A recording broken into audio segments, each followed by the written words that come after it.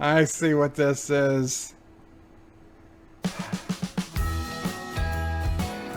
Fine. I will sing both halves of Baby It's Cold Outside because I don't want any of my online friends depressed.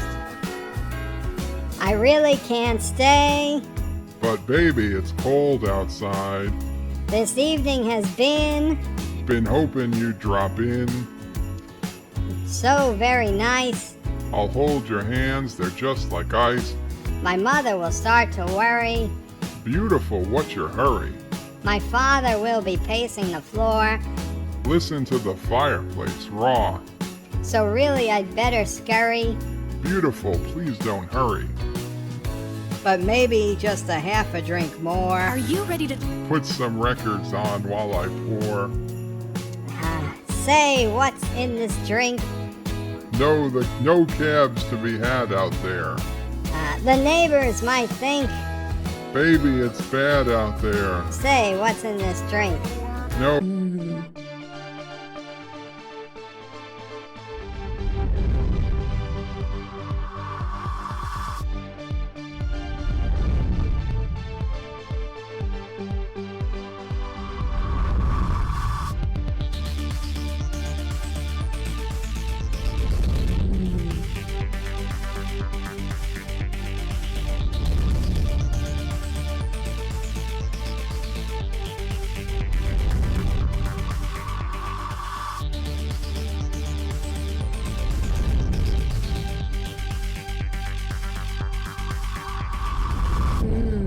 It's the anti-checker. We will return to your scheduled programming shortly, or we are currently experiencing technical difficulties.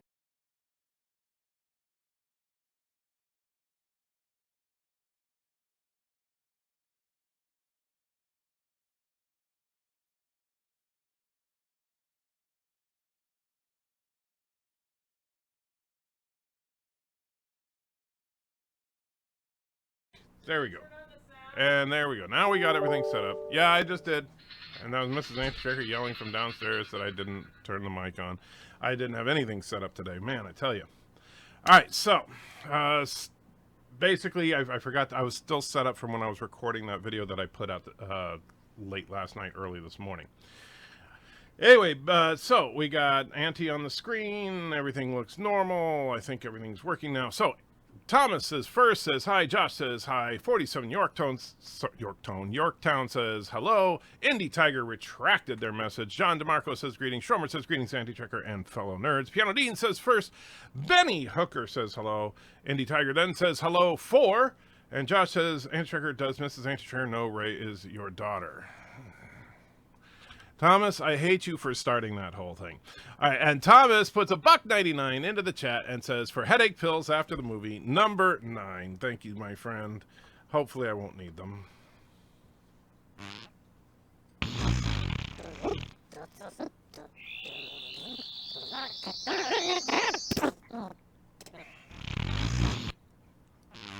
White, is this right? And let's see. And then I see a $5 super chat from Sean Casey. Thank you so much. Says literally just got home from watching it. Was okay, but the entire trilogy was pointless and needless. Most things I wanted to happen didn't. Well, thank you for that. And by the way, thank you also for not putting any spoilers in that, because please, guys, be kind to me. Don't put spoilers in the chat because I don't want to know if you have seen the movie. I'm going to see it in a few hours, and I'm trying to go in there as neutral as I possibly can. So please, we're not talking. Don't spoil anything for me. But thank you, Sean, for your opinion, and thank you so much for the £5. I truly appreciate it, my friend. And you know, that's the problem going into this movie, and this is where I'm really kind of struggling. Is the fact that because of what Rian Johnson did with The Last Jedi, and I did just rewatch The Force Awakens and The Last Jedi. The Force Awakens is not a bad setup for a trilogy. It does set up some interesting problems, like why is Rey so powerful, but that is all stuff that could be easily answered as you went through the trilogy. However, Rian Johnson completely butchers that in The Last Jedi, and he does it on purpose so that and no matter how good a job J.J. Abrams does with this film, he's got to try to do damage control from what Rian Johnson did, and that is just and all this it ultimately falls in lap of Kathleen Kennedy. There was there was no planning for this trilogy. And as the old saying says, lack of proper planning guarantees piss poor performance. That's exactly what happened. They did not plan out this trilogy in advance. And so while JJ may well have had his concept for where he wanted to go, basically he made the first movie and then it's like, okay, you're out, Ryan, make something. And with no freaking direction. That's not how a studio works, and that is part of the reason that I say Kathleen Kennedy is incompetent as a studio director. It's not because I don't care about her political agenda. It's not because of her resume of past experience. It's because she didn't plan the biggest trilogy of the 21st century. She just said, we'll wing it. That's just stupid. So thank you, Thomas, and thank you, Sean. Mike Richard says, greetings from Columbus, Ohio. Hey, how you doing, Mike? Fred Darmstadt says, hail the chat, and hashtag Doomcock was right. No spoilers, please. Don't tell me what Doomcock may have been right or wrong about. I have purposely been avoiding Doomcock's Star Wars videos because I don't want to know all the leaked stuff. Bird says Kapla. Schromer says, hail, fellow ethnic nerds. How you doing, Schromer? Demogorgonzola says hi. Piano Dean says, Mike. Yes, I did pull a bird there for a minute at the beginning. I apologize. Aberjam says, greetings, brothers. I saw the movie. No spoilers for me, though. Thank you, my friend. And a couple more comments said, yes, I was muted. Piano Dean says, Star Wars s'mores. Okay. Thomas says, from what Odin said on Mead after you left, I know you're going to be mad. Well, don't tell me that. I just don't try to set up whether I'm going to love it or hate it. I'm going to try to be neutral going in. So I will tell you that I can see where I would go with the trilogy based on rewatching Force Awakens and The Last Jedi. Like if they actually handed this to me and said, well, try to fix this mess, I know how I would do it.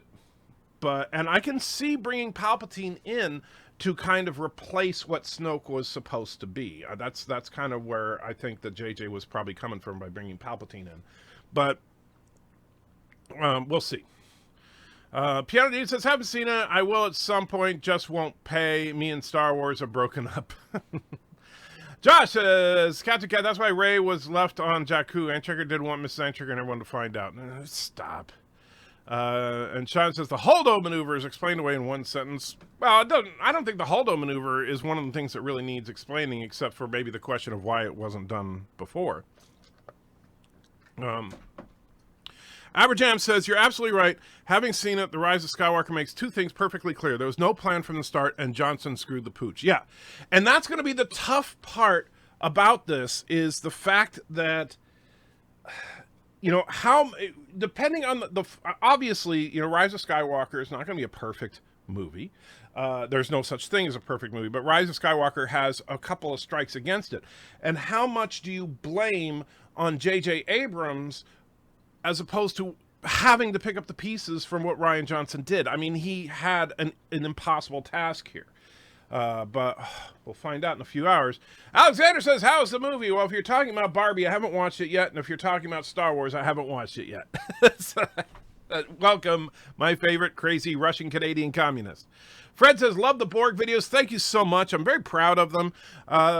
And so, yeah. Mr. Trent says, do you have a special bottle set aside to celebrate or drown your feelings? If not, maybe you should. No, because I've seen the movie so late. The movie starts my local theater at midnight. I couldn't get I refused to see a movie sitting in the front row all the way to the left. So I had to wait until I could get it. They just opened up a few new showings the other day, and I managed to snag a ticket for the midnight show. That's right where me and Mrs. Antrekker like to sit. And so, but the problem is that since it doesn't start till midnight, we're not going to get home until at least 3:30 in the morning. And then I got a doctor's appointment at like 9 in the morning. So yeah, I'm not going to be getting drunk. But I will post me and Mrs. Antrecker will record our initial thoughts from the parking lot after the movie, and then I'll do a more rounded video on it over the weekend. Darth Herman says, Antrecker, you're going to see Star Wars Search for Dignity. Yes. And Sean says, you're correct. Rise Skywalker tries really hard to recover from The Last Jedi in vain, in my opinion. Well, yeah, and that's the thing. I don't know that it's even possible to fully recover, but I know how I would do it. Abergen says, in my opinion, they don't need Palpatine. Kylo Ren was ready-made big bad. Well, except that here's the problem with Kylo Ren as a big bad. And this was JJ's mistake, unless he's doing a couple of things that I would do, but I don't think they have the balls to do. And that is that Kylo lost his first fight with Rey in The Force Awakens. That is the absolute biggest mistake of that film. Unless, like I said, there was a payoff for that in this film, which I highly, highly doubt. But the problem is that since Kylo never beat Rey, there's no real tension about Rey having to beat Kylo. She's already beat his ass. How long is it compared to the others? It's a little shorter than The Last Jedi. I believe Last Jedi is like 2.5 hours. This one's like 2 hours, 20 minutes, something like that. Hope you like Barbie and the Rock and Royal. Well, you know what, Alexander? Depending on how bad Rise of Skywalker is, I may actually do a comparison of the two. Sci-Fi Nation says, greetings, Antrecker and fellow nerds. Dear Antrecker, my missus will stream with me 1 day a week. Take that, you big turd. Well, that's awesome. That is. Mrs. Antrecker is something of an introvert, and that's why she doesn't stream with me often. But, you know, she does really love you guys. She appreciates you guys, and that's why she brings herself to come on every now and then, because of what you guys have done for us. Darth Vader says, your next stream title, Fandom Down, Fandom Down. We'll see. I would love to get a chance to, and I actually sent him a message, but I don't know if he'll get it in time, but I would love to get on Nerdrotic show tomorrow night to talk about it, because I'm sure that that's going to be a major topic of discussion with other members of the fandom. Let's see. David says, we've seen your Origins of the Porg video. Will we see the Origins of the Porg? Well, I'll tell you, it's funny you should mention that, because I was thinking about the Porg early today. Why was I thinking about the Porg? Well, because, they made this big deal about, I've said before, the Porg are completely unnecessary. They're only there to sell toys. And people say, no, you see, they were there because of all the birds on that island that they filmed at, and so the Porg were created to cover up those birds, right? Well, guess what? Those birds appear in The Force Awakens, in the final scene of The Force Awakens. You see them flying all over the place. You don't need to change them to Porgs. Nobody cared about the frickin' birds at the end of The Force Awakens. I have not heard one single person in all the talk of Star Wars in the last decade mention the birds at the end of The Force Awakens. So it does not, you don't need the Porgs to cover them digitally. Alexander says, Kylo Ren is a Skywalker. Maybe he will rise. We shall see in about 6 hours. Sean says, hopefully George L. will do a short with Luke getting out of the shower and it will all be a bad dream. As nice as that would be, Sean, that's not going to happen. And so Abergem says, the pacing, in my opinion, is good. There was no part where I was bored. I've heard that, on some of the more positive reviews. It's funny because the negative reviews say, oh, it's too fast paced, and the positive reviews say it's wonderfully paced because it's just it's a roller coaster ride. It's supposed to be a fun movie. So we'll see. And I'm also, and here's the thing, and I don't want any spoilers again, but like one red flag to me is a lot of critics say that the first act in particular is too convoluted. A lot of people have been saying that. But you know what? I have a problem with that particular critique. Because I've found that a lot of times when people say a movie is too convoluted, it just means that they couldn't keep up with it. And so it doesn't necessarily, and which to them, that would be too convoluted. But if it makes perfect logical sense, it's just that you have to have your brain turned on, well, then I'm gonna debunk that. However, if it is just a freaking mess and plot holes and everything, I'll say that too. Jaeger says, thank you for watching crap so we don't have to. That's my job. Josh Street says, if you say Galactica 1980 is better than Episode 9, then we will all know how much it sucked in your eyes. I doubt that, but here's the thing. I fully expect, even worst case scenario, I fully expect Rise of Skywalker to be better than Last Jedi. Alexander says, Asian Muslim wife born in the USSR will always be the best choice. I know she is for you. Darth Revan says, are you watching Mandalorian? I absolutely am. You obviously did not see my video that I put out today, Darth Revan. I am loving The Mandalorian. Schmook says, I was disappointed. I'm sorry to hear that. Alexander says, I care about the birds in The Force Awakens. Oh, so you care about the birds in The Force Awakens. You did not, Alexander, because you never mentioned them before that statement. Tom says, plot is on Wikipedia. Well, I'm not reading it. Really looking forward to your review of Cats. When we expect you to drop that video? As soon as hell freezes over, Scientific Lens. Larry says, hello, how you doing? Darren Wagner says, Shadversity did a rather scathing review of You Know What today. Well, I'm sure a lot of people did. And my review, my quick thoughts will come out at approximately 3:30 in the morning, Central Standard Time tomorrow. That'll just be a quick, like, little 2-3 minute video about what me and Mrs. Antrecker thought of the movie. My full review probably sometime this weekend or maybe Monday. Isaiah says, I hope you survived The Last Skywalker. Maybe Mrs. Antrecker can drag you out of the theater if you pass out from boredom. Tom says, without Baby Yoda, the movie will be a disaster. Well, Baby Yoda would definitely be good. Darth Vader says, spoiler, you'll be disappointed, but I haven't seen it. Well, that's the thing. You know what? I disappointed? Probably not. Because that's probably not a term I would use. The main reason is that I'm not going to be disappointed in the film is I'm going in with zero expectations. And this is a conscious choice.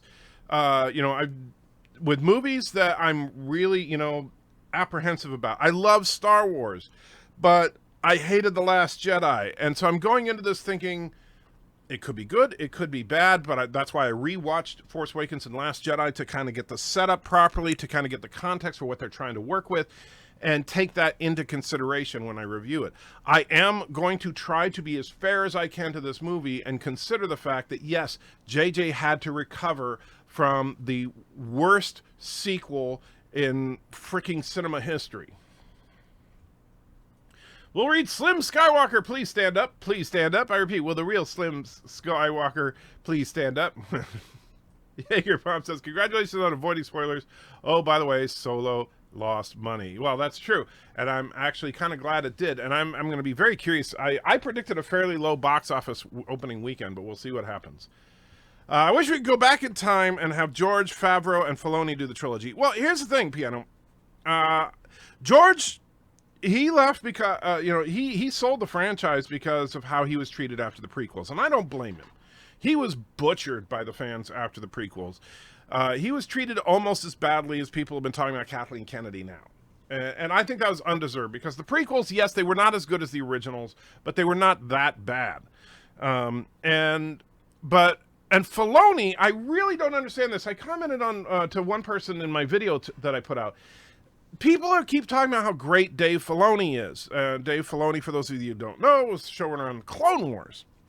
And I'm not saying anything bad about Filoni, but I'm sorry, Favreau should be the man in charge. Favreau is the one that put together The Mandalorian. Favreau gets it. Now, yes, Filoni directed a couple episodes of The Mandalorian, but Favreau is the showrunner.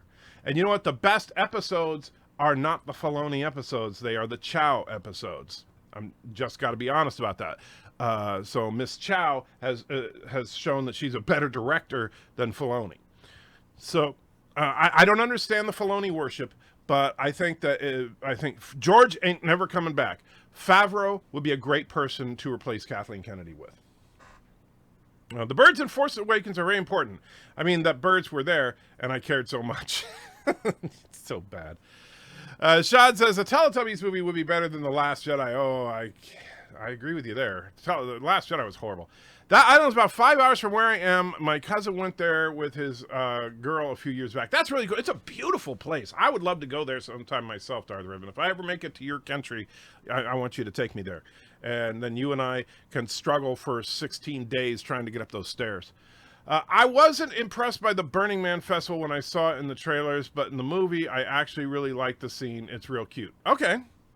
Yeah, I got to say that those scenes in the trailers don't do anything for me, but if it's good in the movie, that's good. I'm just hoping Star Wars movies takes an extended hiatus now. Word has it that Disney has not been talking to Joss Whedon about reigniting the Firefly universe. I think that's all lies, Darren. But I think Star Wars, I don't know about an extended hiatus, but I just want them to have a plan next time. Get Kathleen Kennedy out of office, bring in somebody that cares about the franchise rather than caring about a political agenda. Rock Solid's heading to the theater, starts in 20. Awesome, Rock Solid. I want to hear how it is, and I assume you'll put it on your channel. Red Turtle Alert. I hope the knee and back start letting up with the Hobbit syndrome soon, bud. Thank you, Sci-Fi. It's been a rough couple of weeks here. Cats in Space will be better. That could actually be a fun movie. Darth Maul says, have you seen Brie Larson on Jimmy Kimmel? I think Disney is trying to get us to like her. Also, who knew he had curves? Who knew he had curves? Or do you mean she? You talking about Brie Larson? Because I assume you're saying she looked good on Jimmy Kimmel. I didn't see it. But Brie Larson, I don't like her. I don't care, as an actress, I've seen her do some decent stuff. I've seen her do absolute crap. So I don't care about her one way or the other. Alexander says, the reaction of the birds in The Force Awakens was too strong. It's like for Jar Jar Binks, something cool, but people hated for nothing. Alexander, what are you talking about? Nobody cared about the birds in The Force Awakens. They cared about the porgs in The Last Jedi. Is it possible this movie could be so bad it makes you physically and mentally livid? I don't think so, Piano Dean. Because here's the thing. I appreciate what J.J. Abrams is trying to do. And so I don't think it's going to make me that angry. I don't think it's going to be as bad. I really do not believe that it's even possible for it to be as bad as The Last Jedi. Thomas says, Mecca said she saw it and is going to release Harvey. Oh, no. I may ask, how mad would you be if I said, Ray, blah, blah, blah, and Kylo, blah, blah, blah. Spoiler comment, how mad would you be just so I can catch them before you? Well, Darth, you can ask me those questions depending on the movie. If I like the movie, I'm not going to talk spoilers until at least after the weekend. If I didn't like the movie, I'll probably talk about spoilers tomorrow. Trek 95 says, hello, how you doing, my friend? Aberjam says, love the prequels in theaters. Soon after I grew to hate them, but I get older, I appreciate them more on repeat viewings. And, a lot of people are like that, Aberjam. I'll tell you, I always will have a soft spot for episode 1. Even though it's the worst of the prequels, but I have a very, very soft spot in my heart for it because that was the one and only time I ever got to attend a world premiere. And let's see. Darth says, Dave saves. I don't buy that. Alexander says, I need to admit, then the birds of The Force Awakens had a lack of explanation why the birds were at this point and where'd they come from. It was an important moment in Star Wars. It's funny because that's the thing. That's what, there was a lot of stuff in The Force Awakens that needed explanation that Rian Johnson ruined. The birds are not one of them.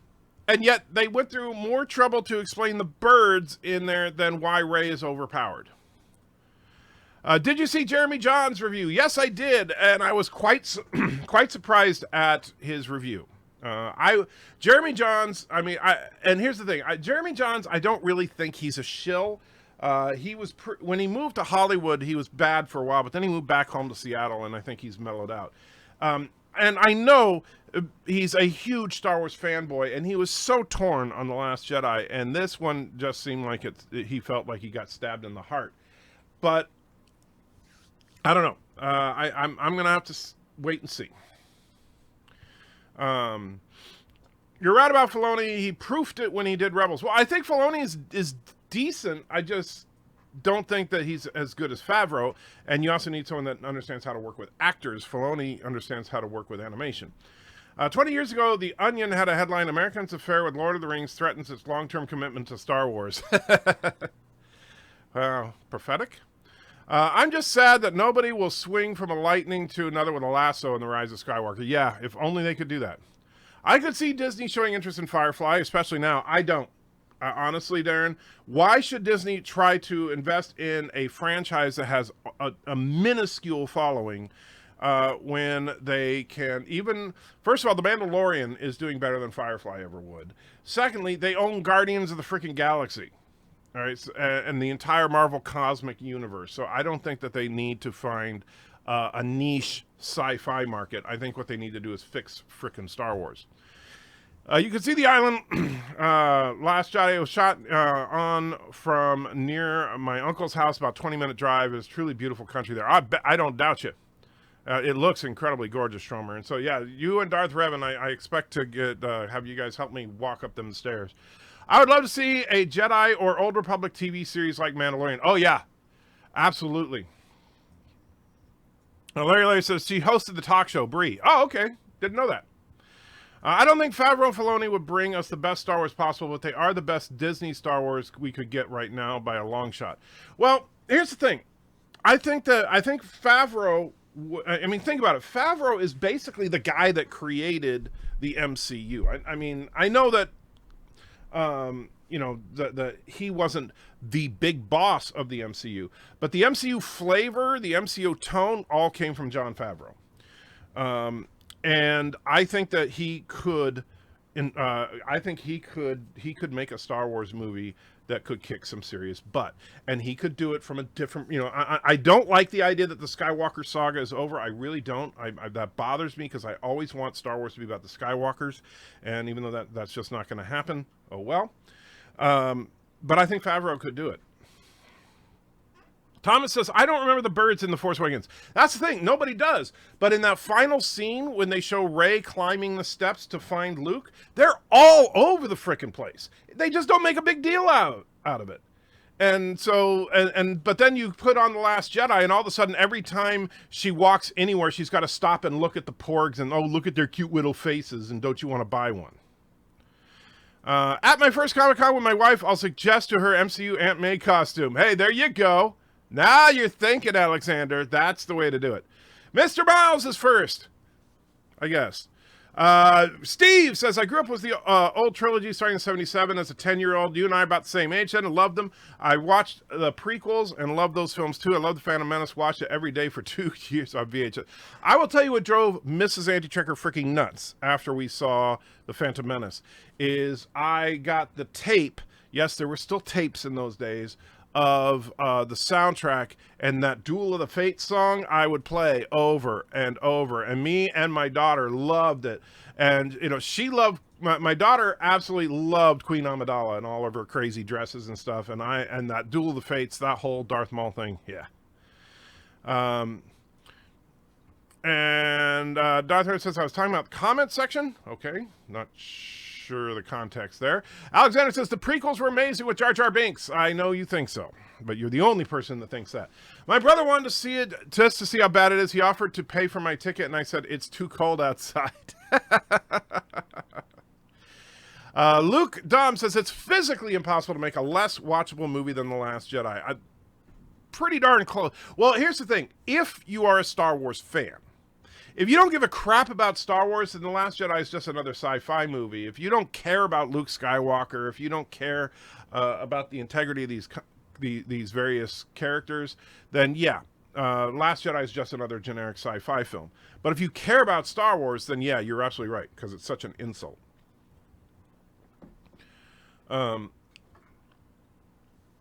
Thomas says, maybe you can make a spoiler review, but make it unlisted with only a link on your website for people who don't care about spoilers and release it to the public a week later. I don't know how I'll do it, Thomas, but I mean, obviously, if any spoilers will have a heavy spoiler warning. I would pay to see Baby Yoda stalk, kill, cook, and eat a porg. Oh, as would I. Baby Yoda eating that frog was so funny, and yeah, I want to see Baby Yoda eat a porg. I so want the Mandalorian to land on whatever the name of that planet, Octu, and have Baby Yoda just like clean up on porg. Can you do the Star Wars lore video on why the Borgs are more important than the Jedi in Star Wars lore? Why the Borgs are more important than the Jedi? I'm not sure. I assume do you mean the porg? Yeah, that could be. Tom says, going off to work. If I don't come back, enjoy the movie, even if it's impossible. Thank you, my friend. Bastion says, Rise of Skywalker is horrible, so bad. Don't tell me any spoilers, please. Don't want to know them. Episode 1 was fine, but dragged down by a kid hero, annoying Jar Jar, and overblown hype. I agree. Episode 1 was not a bad movie, but yeah, Jar Jar was a little over the top, and I think that they cast the kid too young to be Anakin. Especially since they even threw in the line that he's too old to start the training. Well, you know what? With Luke, when Yoda said that in Empire Strikes Back, I would buy that because Luke's like 20 years old, and so Yoda's like, no, you got to start when you're a kid. He's too old to do this. But frickin' a 10-year-old? I mean, what's the age requirement to start Jedi training? You have to be like, less than 2? That makes no freaking sense. And so for them to say he was too old tells me that really, I think Hayden Christensen should have played Anakin in all 3 films. The prequels had some good ideas, but I can understand why people dislike them. Chronological order, Vader is Anakin and the Force is no longer mystical. Yeah. And the thing is that I don't even, and The Last Jedi, I think Rian Johnson tries to make the Force atheistic. And I think that was a mistake. That's even worse than the midichlorians. The Phantom Menace brought us the most spectacular lightsaber battle with Duel of the Fates, but Return of the Jedi will always be the best duel. Agree 100%. And I've said that before. The Return of the Jedi is my absolute favorite Star Wars film, and that lightsaber duel is why. That was the hero moment right there. And the thing that people don't understand, the true heroic moment of that was Luke tossing his lightsaber away. That was the hero moment. That was the moment of victory, and that was beautiful. I don't think the birds of the Force Awakens were overpowered. They were just there, and they fly. It was a great moment. They didn't swing from lightning, but it's cool. Wow, Alexander, you nut. Obviously, underestimate how many Firefly fans there actually is. Problem is, it's been a decade since Serenity. I don't underestimate how many. Look, this is a problem in the fandom. All right, hear me out on this, sci-fi. Firefly is awesome. All right, it was a lot of fun. Let's see. But yeah, Serenity, while a fitting conclusion to the Firefly saga, made a total at the box office. Now, yes, I know you're going to say, but you have to adjust for inflation. It was, let me see, where is it? That's the wrong Serenity. I was like, well, that can't be right. That's about a fishing boat captain. Let's see. What? Come on, where is it? There it is. 2005. Yeah. Total worldwide box office, $38 million. On a $39 million budget. That movie lost money hand over fist, because you might be thinking, well, that's only $1 million off, except that you're not taking into account marketing and all that. And so that movie lost more money than it got in ticket sales. Its opening weekend, $10 million. It was a flop, all right? Not that many people care about Firefly. They really don't. The series never had great ratings, and I know people like to blame Fox for airing them out of order and stuff, but the simple fact is, while the people that liked it absolutely loved it, but there weren't that many people that really liked it. Because it is a niche show. It's a true Western in space, complete with horses, and that's something that people were not ready for. And Darren also says, I underestimate Firefly. Well, the numbers speak differently, Darren. I wonder for you, is it bad for you if there have been for others? Let's see. I wonder for you, is it as bad for you as it has been for others? Will it make you binge STD? Funny you should mention that, Darth Maul, which I'll explain in a minute. Darren Wagner says, there wasn't really a Skywalker saga until Disney took over. Before that was just the Star Wars saga. No, but the Star Wars saga, and that's the thing, George Lucas said it over and over. I remember this clear as day, is when George Lucas says Star Wars is the saga of the Skywalker family. That was George Lucas's whole concept. That's why the prequels were about Anakin Skywalker, and the original trilogy was about Anakin and Luke Skywalker. And he said if he ever did do more, they would follow up the Skywalker family. That would always be the core story of Star Wars. And now they're ditching that. Watch the entire Democratic debate before the movie. Then no matter how bad the movie is, it'll be great. Wow, that I think would be painful. Darth Vader says, Iger confirmed this is not the end of the Skywalker family. Well, it may not be the end of their family, but it's the end of the saga. That's what I don't like. I think we should have a crossover Lone Ranger, Princess of Mars. It's the same historical moment, and Tonto would be amazing on Mars. Don't think that would ever fly, Alexander. Death Dealers in the house says, hey, Hitcher, Disney screwed up royally. Well, I'll find out in about 5 hours and 45 minutes. Average Jeff says, I don't mind Skywalker Saga coming to an end. All things do. I would love to see the origins of the Force. Who was the first to discover it? What was their story? I think that could be actually an interesting story, like the rise of the Jedi. Where did the first Jedi, the first Sith, or whatever come from? I like Phantom Menace. Jar Jar didn't bother me too much, but then I can focus past distractions. What miffed me was Darth Maul dying. He should have killed, I assume you meant Qui-Gon, and escaped. I agree. I think that killing Darth Maul, and I know people say, well, he didn't really kill him. That was retcon, okay? In the original idea, he was freaking dead. But killing Darth Maul at the end of The Phantom Menace was a big mistake. The only thing I liked in The Last Jedi was the amount of deaths. A lot of people die. I like when people die in the movies. This is pleasant. Alexander, you are a sick man. Josh says, and now the Skywalker movies are ending. Are we getting the Darth turd to the anti-Tricker movie trilogy? That could be awesome. Last Jedi is just a bad movie. It's worse than your average sci-fi movie. Being a Star Wars fan has nothing to do with it. I disagree, Sean.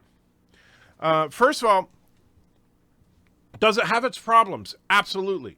But I would say it's an average sci-fi movie, but it's actually elevated a bit by the incredible visual effects. It's decently acted. Really, from a technical perspective, there's very little that you can say is wrong with the film. But the story is the Canto Bight stuff was extremely preachy. The whole men are bad, women are good thing was extremely annoying, but the story was it had a plot, it made sense. You didn't go, huh, what, huh, except for if you knew these characters and you were trying to figure out why would Luke be such a deadbeat and all that didn't make any sense. But if that requires you to be a Star Wars fan to care about that. Let's see.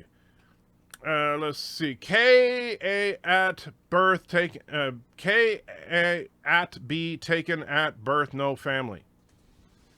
I assume you mean like Jedi trainees should be taken at birth. Well, I think that's stupid. And by the way, if you look at the way that George kind of set that up, if Jedi are supposed to be indoctrinated from like 6 months old or some crap like that, then they are horrifically evil. The Jedi literally show up and just take your children. No. Valor says, I would pay to watch Baby Yoda eat a porg who has been eaten by an Ewok, who's then killed and eaten by a Wookiee, who's then killed and eaten by Bird of Prey 5. That would be an epic movie. Baby Yoda eating a porg would be like those kitty aliens in Galaxy Quest showing their sharp teeth. Well, dang, if you haven't seen it yet, Baby Yoda shows his dark side in episode 7 of The Mandalorian. He actually force choked someone in it, and it was like, whoa, didn't see that coming. Alexander says, in The Phantom Menace, the Gungans were amazing, and Jar Jar was the best. Sad that they never saw Padme naked. Wow. Dud Dealer says, Revenge of the Sith had the best lightsaber duel to me. Rian Johnson is a hack. Well, here's the thing. I don't think Rian Johnson is a hack director. I think he's a hack writer. Schromer says, just like the Jedi, the yellow cake uranium orphans at Kuroga start young. Yeah, that must be it. Indie Tiger says, plus there's creepy romance between Anakin and Amidala. Yeah, that's the thing. Having the kid be, I think it was supposed to be 9 when she's 14, and he's like, oh yeah, baby, that was too much. They should have had it be Hayden Christensen the whole time, because then in Attack of the Clones, it's like, could you imagine, like 5 years ago, you saw this 9-year-old kid, or actually it was like, what? I guess a little more than that. So it was like, say, 10 years ago, you saw this 9-year-old kid, and now you see the 9-year-old kid is, 19, 20, you're 25. You're like, hey, yeah, let's get it. No, that's getting creepy. Valor says, JJ Ryan and KK are all hattabach. I'm sure I'm mispronouncing that. Death Dealer says, I have the Firefly Complete series on DVD, as do I. And again, I love Firefly, but don't overestimate its popularity. It's a niche show. My wife could also dress as Supergirl to the Comic-Con. It would be a race swap, but it would be a very nice one. Well, that's okay, Alexander. Piano Dean says, did you ever watch The Adventures of Briscoe County Jr.? I love that show. I wish it were given more of a chance. I vaguely remember that name, but I can't remember the show. Firefly is enough cred to justify another attempt. That's why Disney has been talking to Whedon, who directed 2 monster hit Avengers films. Yeah, I know Whedon directed the 2 monster hit Avengers films, but he also directed Serenity that lost a ton of money. All right, just because Whedon is a talented filmmaker doesn't make it an instant hit. And I'm sorry, Darren. I think that it's overestimating the popularity of the franchise to think that Firefly is going to suddenly become the next big thing. I think Star Wars has a better chance of recovery. I honestly think with today's streaming services, Firefly could do fairly well as long as it isn't disco-fried. Well, disco-fried. I think that it could do okay on a streaming service. I don't want to see it, but I don't think it would be a freaking a movie franchise. I don't think that at all. I think that as a streaming service show, it could be good, like on the Mandalorian scale. Put it on Disney Plus. Or whoever wants to try and roll the dice with it, it could actually do well that way. But the problem is you're going to have a hell of a time recasting those people because, Fillion, he's awesome, but he's too old. And Mexican Ironman throws $20 in. Thank you so much. I truly appreciate it. And says, enough Star Wars talk, more Borg research. Question, could the Borg actually be the byproduct of ancient alien technology plus indigenous guacamole-eating Mexicans? Ancient alien researchers say yes. Well, the only problem with that is that the Borg Queen is clearly not Mexican. And none of the Borg drones are Mexican. So I think that that's the biggest problem there, Mexican Iron Man, is that it could work if we actually saw at least one Mexican Borg, but there's no confirmed Mexican Borg. Now, some people will argue that the Mexican Borgs are all in the southernmost part of the galaxy, but we still haven't seen it, and, so there's a problem. But thank you, Mexican Iron Man. And by the way, we're going to talk about some Trek stuff in just a minute here. Once if I can ever get caught up on the chat. Feel the burn, says Alexander. Max says, Firefly came out at least 10 years too early. By the end of the cable era, it would have done better in the streaming era. I think you're right. Didn't George say Star Wars was a tale of 2 droids? I think I remember saying, well, that's because R2 and C-3PO were going to be in every single Star Wars story from the very beginning. And Anthony Daniels, of course, has been in every single Star Wars film, which much to his credit. But, I don't think that's going to last forever because he's not getting any younger. Lucas has retconned his own statements before. I don't put too much stock in the things he's said over the years. Okay. I'm just going by what he said. The mass popularity of Firefly became post-Serenity. While I'm sure they didn't aim to lose money, it was principally made as a fan service and bring closure. Well, I know why it was made, but they did think it was going to turn a profit. They didn't think it was going to do that bad. And the problem is that we're not in the 70s anymore, and so cancellation success is not a common thing anymore because now there's too many other things waiting to take over the spot. Mr. Wow says, if you think Star Wars should always be about Skywalkers, do you think the Old Republic is a mistake then? Not necessarily, because first of all, what about, how about the problem is, I know some people think, well, Anakin was created by the Force, but how about Star Wars, the first Skywalker? I think that could be an interesting concept. Maybe the Skywalkers are directly, and in fact, you could do it as a 2-sided thing. What if there's 2 family trees that are part of the Force, and the Skywalkers is one, and the other might be the Palpatines or whatever, and that these 2 families will always spend eternity trying to take over. Competing. Next live stream should be Countdown to Barbie and the Rocket Royals. Larry says, Palpatine died 36 years ago. Well, apparently not. I called Qui-Gon Calgon as Calgon, take me away. Aberjam says, cut in half and thrown down a bottomless pit. That's pretty dead in my book, even by Star Wars standards. R.I.P. Maul. Yeah, except that now, it's funny because we all laughed at Maul being alive, and now Palpatine's alive, and he died pretty much the same way, except not cut in half. I watched many times documenting about the Black Plague because many people died in that documentary. The death of characters in movies is always a good time. Alexander, seek help. Darren says, I prefer a Star Wars movie about Dash Rendar. The idea of another smuggler inspired by Han Solo. I think the Outrider YT-2400 freighter was cool. Here's the thing. Smugglers like Han Solo make great supporting characters. I don't want to see stuff just about smugglers. The Mandalorian is pushing it. And I'll be honest with you. It took me a few episodes to get on board with the Mandalorian. I want a Jedi. I want a real Jedi character. Let's see. Thanks for spoiling it. Episode 7. Well, sorry. It's not like, what did I spoil? Oh, I didn't tell you who he force chokes or why. I watched The Princess of Mars from 2009. It was okay. It was different of John Carter with really cheaper special effects. The Green Men of Mars had only 2 arms. I don't think I've seen that one. Let's see. Lucas is a great storyteller. I wonder what the movies would have been like if he had made the Jar Jar deal come to full fruition, if that was ever going to... I don't think that was ever really a thing. I think that's just a joke, the Darth Jar Jar thing, although it is a hilarious one. There's Mexican Iron Man's $20. Thank you again, but I'm sorry. There's no evidence of the guacamole Borg, as much as an interesting theory as that is. It's not thus the age gap that's creepy. Every time Anakin watches Padme walk away, his gaze is super stalker creep. Oh yeah, Anakin is very creepy in Attack of the Clones. Whedon is also a feminist. I don't care. 99.9% of people in Hollywood are feminists. That doesn't mean they have to make bad movies.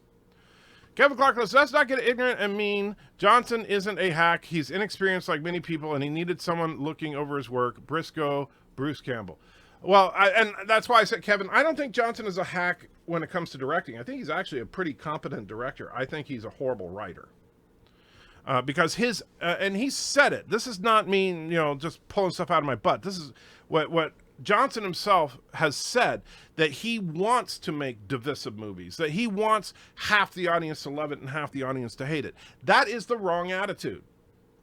Sorry, it just is.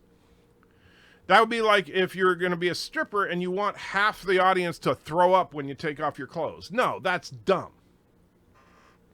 Firefly is a neat show because it has never had a chance to grow bigger. All the building blocks and quality of the show is there. I agree, it's a quality show, and I think that on a streaming service it could do well. I don't think it's ever going to become the next Star Wars, though. That's my point. I don't think it's going to be that mega franchise that some people do. I think that Star Wars can be salvaged, but it's going to take time. But, we'll see. Birds and characters swinging from lightning with the lasso is the key to success. If you add that to Jar Jar Binks and the MCU Aunt May Naked, that is a masterpiece. That is a nightmare. Serenity was expected to do well on home release, which I expected did. I don't know exactly how it did on home release. Be honest, I'm ignorant on that one.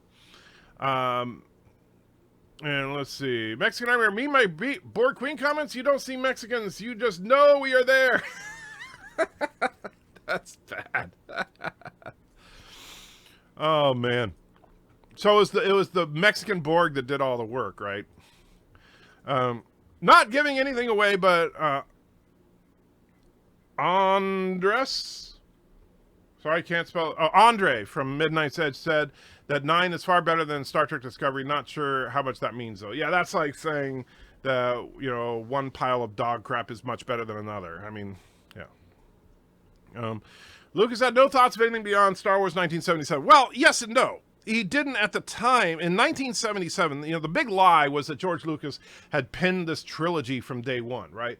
What he did do was, he originally wrote a story called The Star War about Luke Starkiller and all that. And there were elements of that became the 1977 film.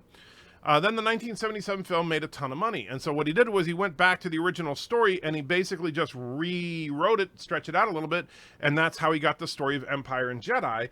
But then the smart thing, he got a different person to write the screenplay and direct the films. But Borg Asian women are the future of the Star Trek franchise. But what happens when the Asian Borg women meet the Mexican Borg? Andre says the problem of the Firefly series was the lack of birds. Very true. Vile Mike says, not all Mexicans look like a stereotypical Mexican, as Mexican is a nationality like the U.S. has many immigrants. It's possible that we have seen a Mexican Borg and did not know it. Fair point, Vile Mike. Fair point. I stand corrected by your political correctness.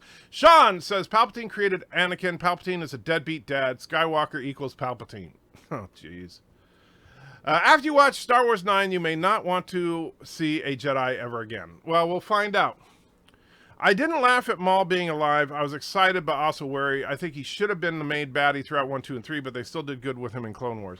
Well, I haven't gotten to stuff in Clone Wars yet, but I personally thought it was stupid. It's like they cut the dude in half and sent him down a bottomless pit, and he survived. Why don't you just say he's unkillable then? I mean, seriously, that makes no sense. Wouldn't mind Star Wars without the Skywalkers. Knights of the Old Republic and Old Republic made for great content. I do think movies should focus on the Skywalkers, let the extended universe do others. I agree. I think the movie should be the Skywalker saga, and then you make the peripheral stuff about other things. But unfortunately, that's not going to happen. I found out yesterday that the actor who played Chewbacca doesn't even have a grave marker yet. Like, Lucas couldn't afford to get one for him. I didn't know Peter Mayhew did not have a grave marker, but that has nothing to do with Lucas. It's not like George Lucas is in charge of Peter Mayhew's estate. The cast of Firefly are not too old. The problem is that it just wouldn't be the same without the full crew. Only Walsh gets to touch that flight stick. Serenity is not a hussy like the Falcon. Well, that's another thing is that, yeah, I think Serenity, the movie, kind of ended that story, unless you want to retcon that it didn't happen. But I do think Nathan Fillion is too old. I do. I love him. Don't get me wrong. I think he's awesome, but I think he's too old. Anakin looking at Padme reminds me of how Anti-Joker got Mrs. Anti-Joker. Very true. Darren says, so how long have you hated Joss Whedon and Firefly? Point to the doll where Firefly hurts you. Shut up. He also said recently, don't cater to fans. I guess Ryan won't be getting any money anytime soon after that statement. Well, you know what? That is a dumb thing. You know, if you're going to make a movie, the goal of any movie, in fact, the goal of any entertainment medium is to get as many people as possible to enjoy and pay to see or watch or view or own or whatever your piece of entertainment. And so if you say, screw the fans, I guess you don't want money? Valor says, during the yesterday's Enterprise, I always wonder why Picard never ordered saucer separation to give another target to help the Klingons ham in. That's a good question. That would have worked better. But the thing is that the Enterprise had so... I mean, if you look at the... And I'm sure you've seen my battle breakdown of it, but if you look at it, the Galaxy-class battleship would have made short work of those birds of prey if they really tried. Look at as soon as Picard says to order continual fire, it's like, bam, ship goes down. MCU, I mean, naked swinging from lightning to another would be a good concept. Wow. No, I don't think it would. Mark says, hello, my friend. Merry Christmas. Hope you're starting to feel better and mobile again. Thank you, Mark. Well, still got a ways to go, but working on it. Kevin says, hey, yeah, Mark Hamill revealed that the Wills are actually part of the first series of scripts. Really glad we didn't get the Wills once again, ruining the mysticism of the Force. Yeah, I think George trying to explain the Force was a mistake. I think the midichlorians was a mistake. I think the Wills would be a mistake. But I do think continuing the Skywalker saga could be awesome, but not going to happen. I haven't felt the desire to see a Jedi during the entire Mandalorian run. I have. Actually, what I really want to see during Mandalorian is I want to see a Sith. I want to see the Mandalorian go up against a Sith. Cuba says, you didn't watch all CG Clone Wars yet, right? Not yet. I'm in like season 3.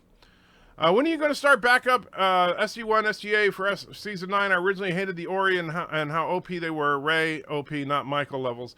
But I came to appreciate them later. As soon as I can, Valkyrie. It's been tough because I've been having so many doctor's appointments and crap like that I just haven't had that much time because I'm either at a doctor's appointment, sleeping, or working on the next video.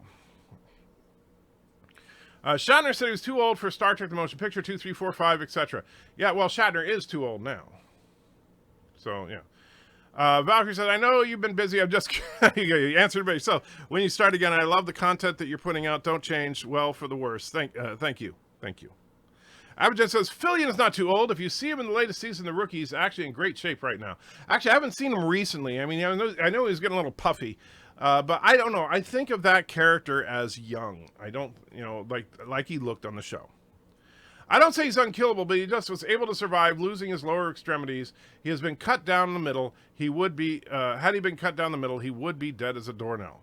Well, you know what? I'm sorry, but if somebody cuts you in half at the waistline like he was, you would be dead.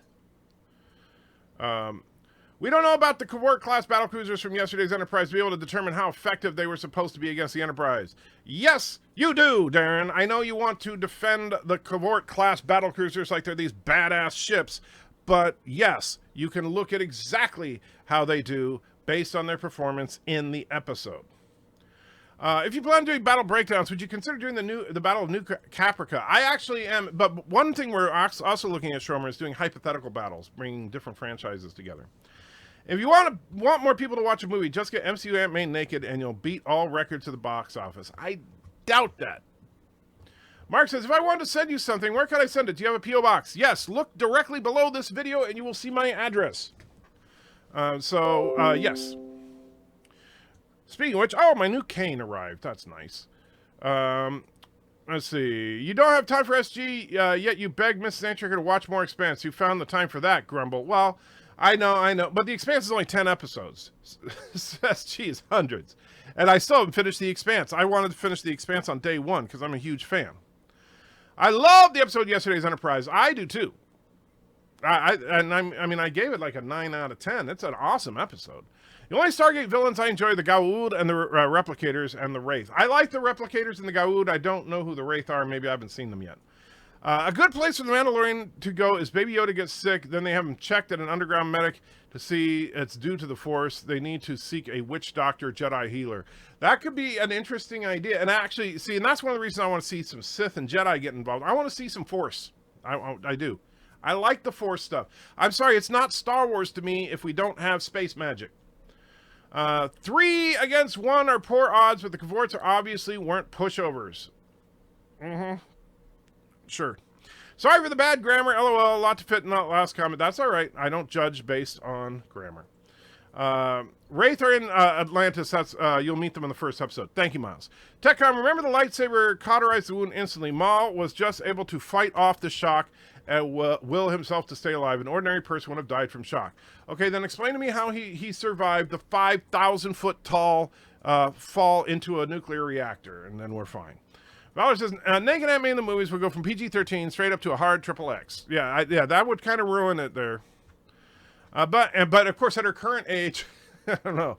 But Edgeegger, Darth Maul was cauterized when he was cut in half, stemming the loss of blood. He could have easily survived, says Herman Schemecklebeck. Herman Schemecklebeck is wrong because, you know what? If you completely remove someone's lower extremities, there are certain systems there. Unless there was a doctor waiting at the bottom of that hole for him to land on a nice, soft, I don't know, giant mattress for him to softly land on, and then the doctor could immediately do emergency surgery so that he could actually excrement waste products and stuff because, you know, all that junk was gone, he's going to die.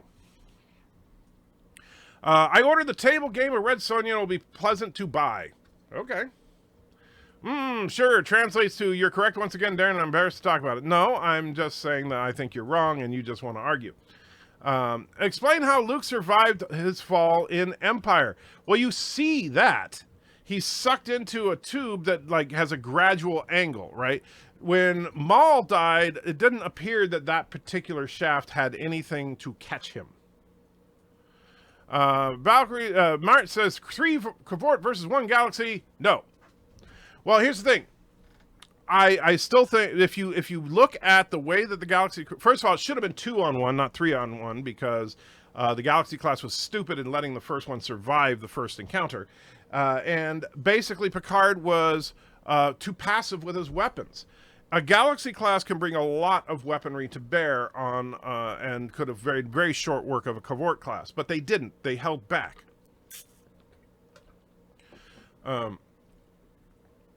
Don't you love it when they're in a life and death situation when Picard does a dramatic pause and then a turn before saying fire? Yeah. Picard does that a lot. I mean, I can understand why sometimes you have to wait until the target's in the right position or whatever, but it seems like Picard just waits because he doesn't like killing people. And in the background, you see another Oberth explode while he's being dramatic. Yes. I asked Bird, but I will ask you, where should I start watching The Expanse? Been trying to season 1, episode 1, and BA stuff. You should start season 1. Here's the thing about The Expanse. It's better serialized than like, you know, I know Discovery tries to be serialized, they suck at it. The Expanse really is a singular continuing story from the first episode all the way to the current episode. You get to know these characters over time, and you really feel like you get to know these characters. One thing The Expanse does better than any other show I have ever watched in my life is the way they introduce and get you to know these characters, because almost without exception, every time you meet a character, you think, that person is a douchebag. And within a few episodes, you're thinking, I love that person. They do that over and over, and they do it so often, it catches you off guard. Like, for example, one of the main characters in the series, her name is Christian. I can't remember the actress's name. She's a lovely actress. She was in Star Trek Beyond as the Admiral. She has a very, very deep voice. And... like she constantly taught, you know, she's just like, has a really deep voice for a woman. And Indy Tiger throws $10 in. Thank you so much, Indy. Says the Borg brain snots are in distant past, assimilated like an android planet, like an iMud. Queen comes from other one controller, Android Norman. That's not bad, except that it wouldn't make a lot of sense why they would create a humanoid form, a humanoid biological form. I think that species 125 was an actual species. I don't think it's an android. But I like where you're thinking.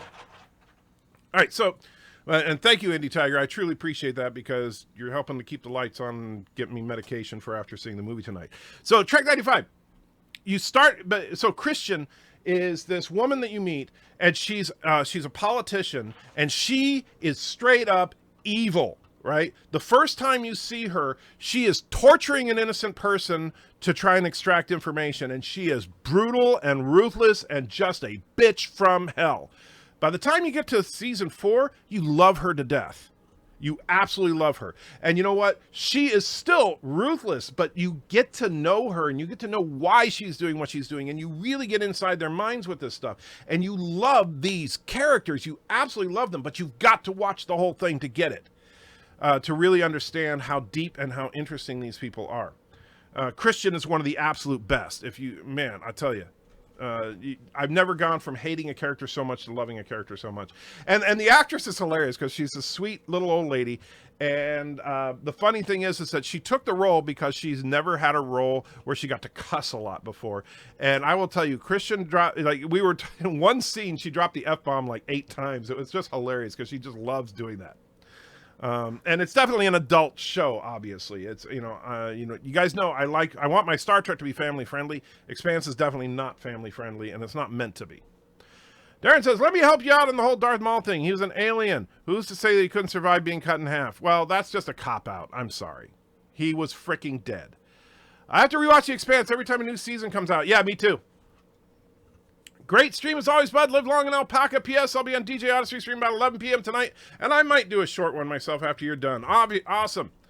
TechCom says, as he was falling, he grabbed a vent and climbed up, similar to Obi-Wan grabbing the gear and the shaft. Must be. Also, Maul is a Zarbak Darksider. Well, that doesn't mean anything to me, because I don't read books and novels and know all the Clone Wars stuff. Use the plot, Luke. It's magic. Yeah, exactly. Maybe Darth Maul's species is like an earthworm. When Obi-Wan cut him in half, they created 2 Darth Mauls. Oh, that could be. Valor says, sure, you can live without his lower half. Haven't you seen the Wild Wild West? Sure, he would only be half the man he was. Yeah, true. Maul's pretty strong Sith, able to jump around, so he could also soften his landing. Possible, but here's the thing. You guys know, if Maul had survived that fall, he would have been in Attack of the Clones. They wrote him off as being dead. They thought him as a disposable character, which was a stupid move. And that's why they ended up bringing him back, because everybody loved him, and they were pissed off that they replaced him with Count Dooku. As a fan theory, it was a fan theory, then the Doctor waited for Darth Maul, a batch of plasters, all that linked to the birds in The Force Awakens. The birds were the spirit of the Doctor still living. That's bizarre. Darth Maul survived because space magic. That is true. You are incorrect. The Klingon ship in the Enterprise didn't destroy in yesterday's Enterprise was a bird of prey. The other 3 were Corvette class battle cruisers. Darren, please. They are the exact same ship. All right, don't tell me that that one was a different type of ship than the others.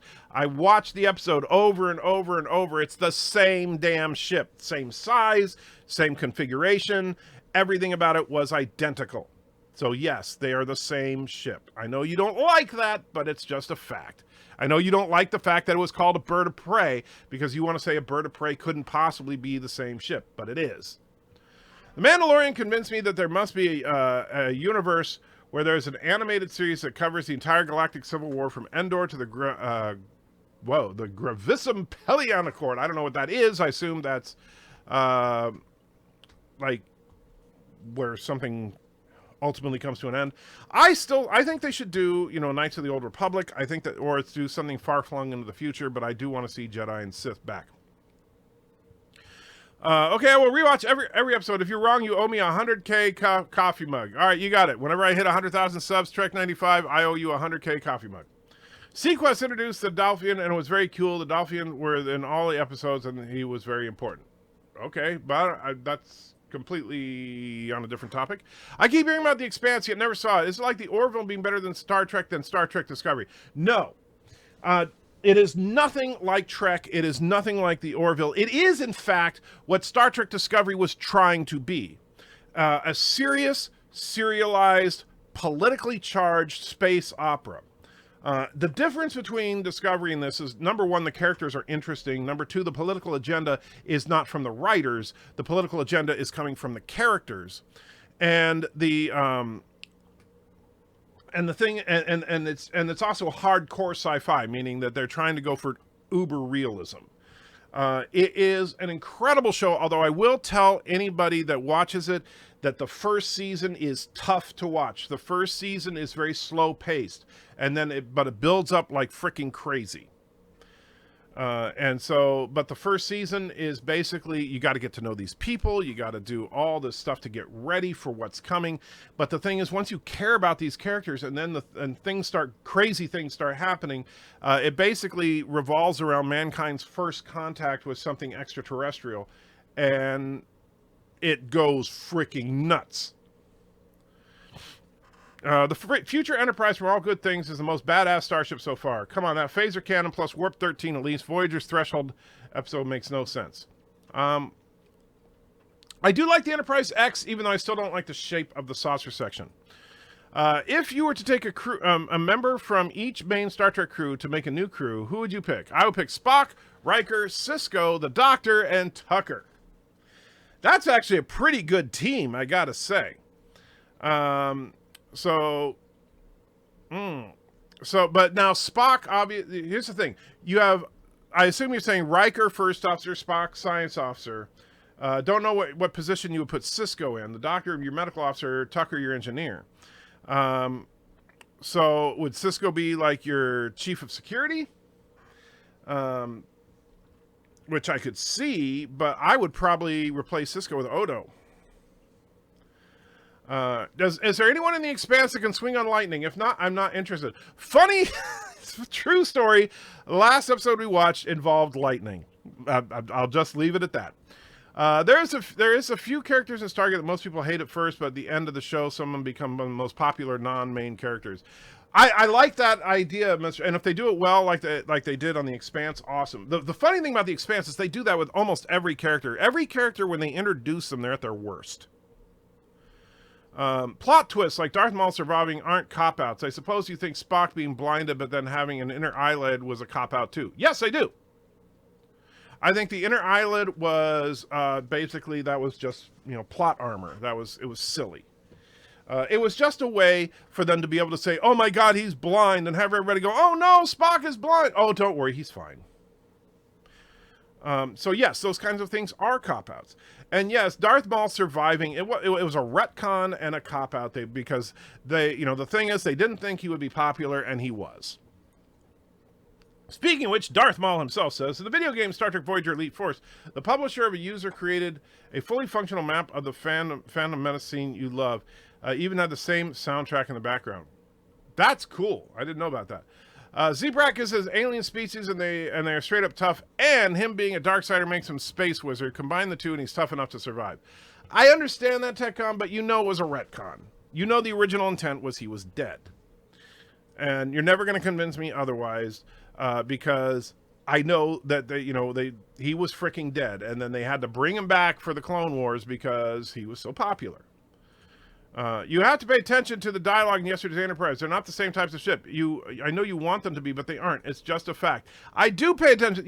First of all, I even play it in my breakdown. Riker refers to the lone ship as a bird of prey. Wesley refers to the 3 ships as Cavort-class battlecruisers. That is not that's not mutually exclusive. That's all that's really said about the ship types, by the way. That's it. All right. Now, if you look at the wing configuration, because notice that in yesterday's Enterprise, the birds of prey used a different wing configuration than we're used to seeing. And so the wing configuration on the lone ship and the 3 ships were identical. The size of the model relative to the Enterprise was the same in both attacks. And yes, I looked at it over and over because I was trying to see, is this just a little scout ship and the other 3 are big old battle crew? No, they're the same freaking ship. Now, you don't have to like that fact, Darren, but there's zero on-screen evidence that that ship is a different type of ship. Just because they call, Riker refers to it as a bird of prey, well, they're all birds of prey, and Wesley actually says the class of bird of prey. That would be like if in one scene, let's say they say, it's a bird of prey, sir, and then later they say, it's a Burrell-class scout ship. It's the same thing. Phantom Menace says, Maul was in the Clone Wars TV shows, and I know you don't watch it, but they do explain the TV show in the Rebel TV shows. I'm watching Clone Wars slowly, but I understand that they bring him back, but I'm not saying that they didn't write an explanation. I'm just saying it was a retcon. It was not Maul was freaking dead. And that was the big mistake of the Phantom Menace, was that they killed him, and that's why he wasn't in the Attack of the Clones or the Revenge of the Sith. If they had intended for him to survive, he would have been in those 2 movies, because he was definitely a more interesting character than Count Dooku. Vile Mike says, Maul should have been General Grievous. That would have been good too. Like, if it's funny, because if they realized how popular Maul was by the time that the Revenge of the Sith came out, they could have replaced General Grievous with it, because General Grievous came out of left field for most people. And I understand that they set General Grievous up a little bit in the Clone Wars cartoon, but that's not fair to the movie-going audience. I'm sorry, but I think that was one of the worst openings in a Star Wars film, was the fact that we're supposed, wait, who the hell's General Grievous? What? Huh? Wait, what? That was bad. The opening scene with the ships flying around the battle was awesome, but General Grievous' introduction was the clunkiest in Star Wars. Cinnabon, it's a war bird of prey. War prey. I think you're right. Alexander says, but everybody agree that Jar Jar Binks is the best character ever. Yes? No. Phantom Menace says, in Rebels he's killed, and yet he's still alive in Solo, a Star Wars story. Why are Trek fans so anal about birds of prey? It's just a name, right? Yeah, it is. But and not everybody cares, Aberjan, to be honest with you. Here's the thing. People like Darren and I fight because Darren doesn't like the fact that the Romulan bird of prey from Balance of Terror is just that, a Romulan bird of prey. He likes the fact that since they're Klingon birds of prey, then the Romulan bird of prey, that obviously the Romulan ship was called something else, because we keep hearing Romulan ships called warbirds, but that ship was always called a bird of prey. But it wasn't called bird of prey in the actual episode. It was just called a bird of prey in all secondary materials, like in the script, on the shooting schedule. The model was called a bird of prey. If you bought a licensed model of it, like from Eagle Moss or even the old AMT model kits, they said Romulan bird of prey. He can't get over that. He has to fight that that's not a bird of prey, because it's the Klingon bird of prey. The Klingons have always had the birds of prey. And of course they retcon that in Enterprise too. So, and it's just a big old continuity mess, because where all this started was that basically Leonard Nimoy screwed the pooch when he made Star Trek 3. In the original draft of Star Trek 3, the villains were going to be a Romulan faction, and they were in a Romulan bird of prey. However, then they changed it to Klingons, but they didn't change the name of the ship, and so that's why we get the line where Sulu says Klingon bird of prey, and all of a sudden continuity broken, and everybody's scrambling to come up with an excuse. That's the short version of it all. Valor says, I agree with you on the Galaxy-class battleship versus Klingon ships, but also why Picard should never have been captain in the first place. Riker should have been. Absolutely. And it's funny, because if you watch in yesterday's Enterprise, Riker was clearly at odds with Picard quite a bit. And I like that. Is there any sex appeal in The Expanse like Star Trek has women of Deanna Troi and T'Pol? There is some, but not at that level. Like, you don't have female characters that are just flaunting it.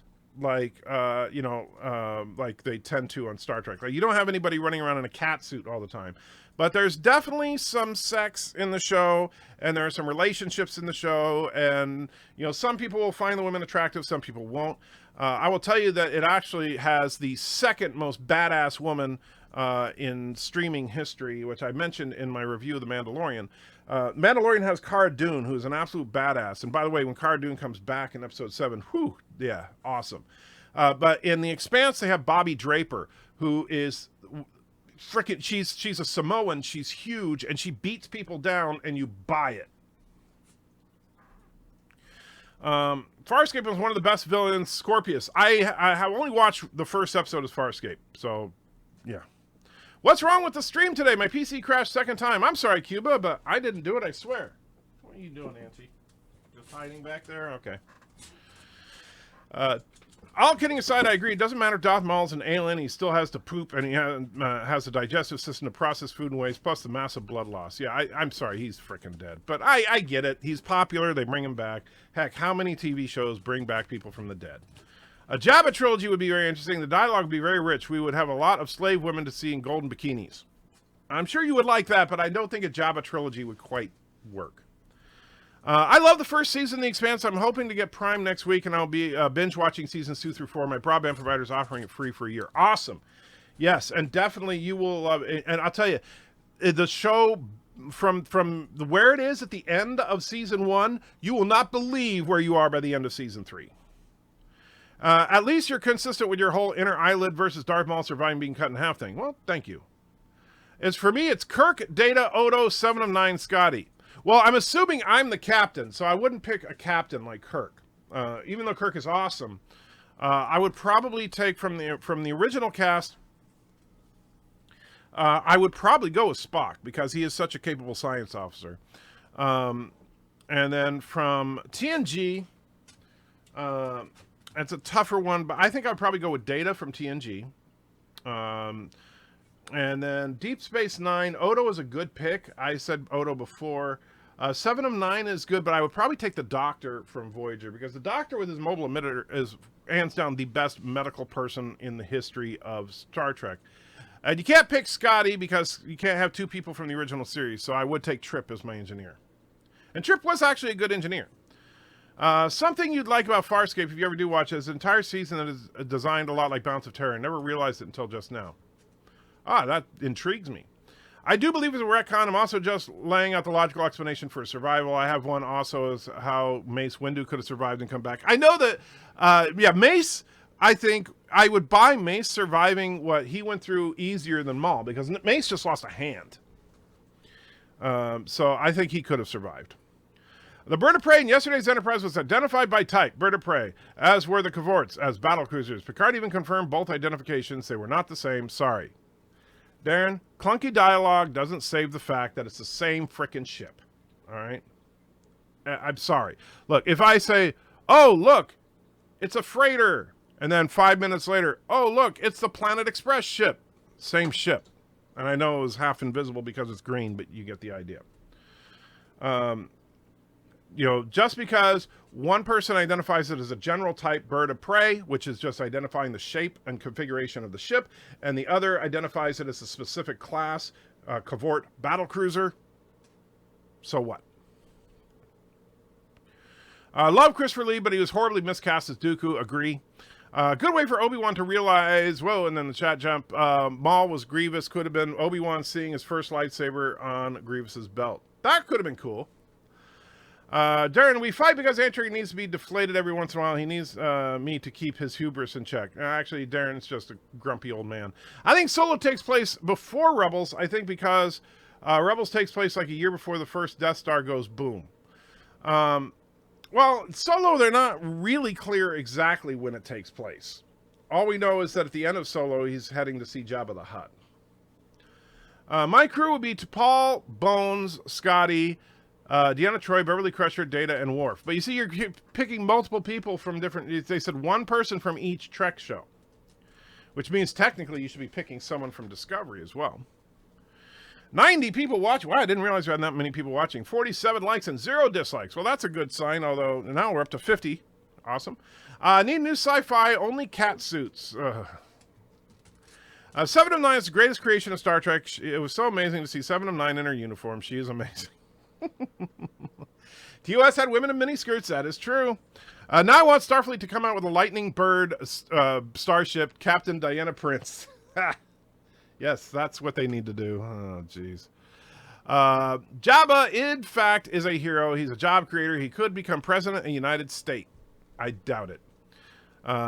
Although some people would argue he already is. At first, I was turned off with Farscape and the aesthetic, but once you really got going episodes, it's great, and the wormhole plot ends up fun. I've heard that about it. I gotta admit, my biases, I put them out there. I didn't like the fact that there's a Muppet on it. It pulls me out of it. It makes it look fake to me. But I understand you get used to it, and just like I don't like the aesthetic of the Clone Wars animation. But once you get a few episodes in, you can get past it. It's just that I'm never gonna think it's awesome. I wouldn't pick Kirk every time for a captain. For example, Kirk wouldn't know the first thing about fighting the Borg or the Dominion or even TNG or Romulans. Well, you're assuming that, first of all, if you're picking a crew, I'm assuming that, you're just basing it on their raw skill set. I mean, yeah, Kirk doesn't know how to fight the Borg, but, if you pick Picard, how do you know it's Picard after he was Locutus? Darth Maul isn't dead. He's alive in our hearts. Okay. Sci-Fi says, hello there. Mr. Wiles says, didn't you have some Star Trek thing to talk about? I did, and you guys keep, won't stop talking to me. Where do you want Star Wars to go after Rise of Skywalker? Honestly, I don't know. I would like to see one of a couple things. You could either do an entire prequel series on the rise of the Force, on the beginnings of the Jedi, the beginnings of the Sith Wars, Old Republic, that kind of stuff. I think that could be interesting, and there's plenty of room. You can make movies for all eternity without ever having to cross over with the Skywalker saga. That's option number one. The big problem with that, of course, you're talking prequels, and you're going to have prequelitis, where people say, well, wait a minute, if that's the case, how come they didn't do this? And that gets ugly. The other option is set it, say, 10,000 years past the Battle of Yavin, right? So it's now, Luke Skywalker is just a myth of the past. Instead of having the stupid Luke is a myth when it was 20 years ago. I mean, that would be like people today thinking that George W. Bush was this mythological figure, right? That doesn't make any sense that Luke was a myth at this point. But you set it 10,000 years in the future. Let's say, because especially, and I don't know how Rise of Skywalker is going to go, but Luke was very determined in Last Jedi that the Jedi Order was to end. And assuming that at the end, let's say at the end of Rise of Skywalker, I don't know, please no spoilers, don't correct me if I'm wrong, but let's say that if at the end of Rise of Skywalker, there's no Sith and there's no Jedi in existence. If that were the case, then you go forward 10,000 years and people have just heard these rumors of these, and they think of them as mythological figures like we think of the Greek gods today.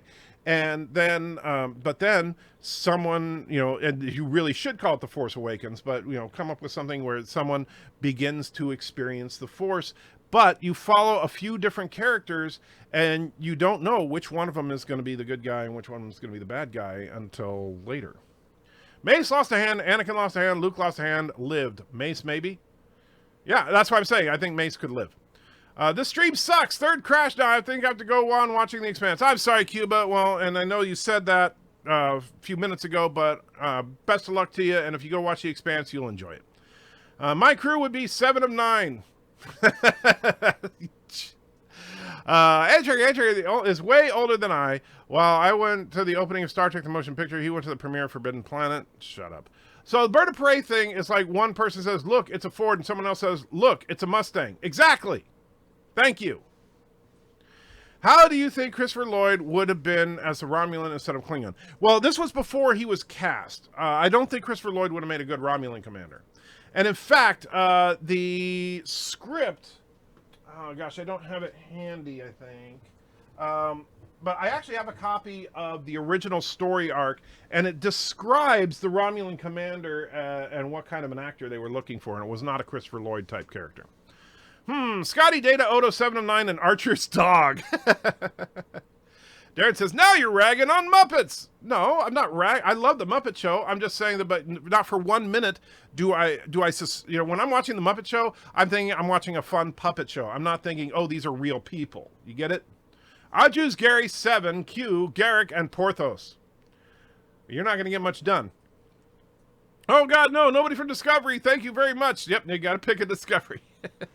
Forrest Gump is the best Jedi. Changed my mind. Well, he doesn't have any Jedi powers, doesn't know how to wield a lightsaber, and is just kind of stupid. You're figuring that lightsabers cauterize so Darth Maul wouldn't have any blood loss. With that said, he's still dead from the fall and being chopped in half. Yeah. I admit that, yeah, he wouldn't, someone else said the blood loss, but I didn't say blood loss. But I did say that because his reproductive and digestive system would be cut in half, even if he managed to survive the fall, unless there was a doctor there ready to do emergency surgery, he wouldn't last that long. A Muppet, are you calling the dominator of the Harian Empire, Rigel 16th, a Muppet? Heresy, how dare you say that? Off with his head. Well, isn't he a Muppet? The Muppets of Farscape hold up better than the TNG CGI. I'm rewatching Farscape. Yeah, well, the TNG CGI is pretty bad. And Martin says, love you, and then says, okay, F you. Are you okay, Martin? You mad at me? What did I do? Here's, and seriously, Martin, you lost me there.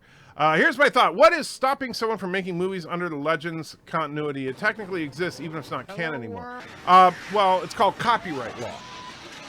And Jagerbaum drops $5, says, I'm looking forward to your review more than the film itself. One consideration is the Rise of Skywalker isn't as woke as The Last Jedi. I hope that's not a spoiler. Stay sane. Thank you. And I expect that to be the case. I do, because if you look at The Force Awakens, even though, you know, Rey was kind of a Mary Sue, but it wasn't a quote-unquote woke film. It's not like they were trying to make all the guys dumb and all the girls awesome. In fact, Finn was freaking awesome in The Force Awakens. I wanted more Finn. I still think Finn should have been the main character of this trilogy. He's freaking awesome, and it's too bad that he got the short end of the stick. Anyway, back to Ryan's question about Legends. You can't do Legends because of copyright. You cannot set things in the Star Wars universe. You cannot make a movie that involves lightsabers and Star Destroyers and Darth this and Jedi that. Those are all owned by Lucasfilm, which in turn is owned by Disney. And so you can't make a movie about that. You can't make money off of that. You can't profit off of it unless it's a parody or commentary. Okay, I'll take T'Pol, Bones, and Deanna. There's one from each era. Okay. But, you know, you still got to pick someone from, let's see. You got T'Pol from Enterprise, you got Bones from the classic era, and you have Deanna from, of course, the next-gen era, but you still need to pick somebody from Discovery. I don't mind where they go with the Star Wars next, as long as someone can swing on lightning with golden red. Nah, stop. Kevin says, actually, Trekker, that was me too. Even I love Henson movies, but Rigel ends up being a good dynamic for the show. If it works, great. It just may be, you know, that's a tough one for me to get past. Mr. Brown says, so the Force reawakens? Yeah, something like that. 7 of 9 in 69. So. Darren says, to say that all Klingon ships in yesterday's Enterprise are the same type is to admit to not knowing about what ship type is. Darren? To say that they aren't all the same type is to be blind. My dream team crew for me would be Kirk, Scotty, McCoy, Spock, Data, Riker, and Odo. That's a good crew, but of course you got 4 from the original series. But that is a good crew.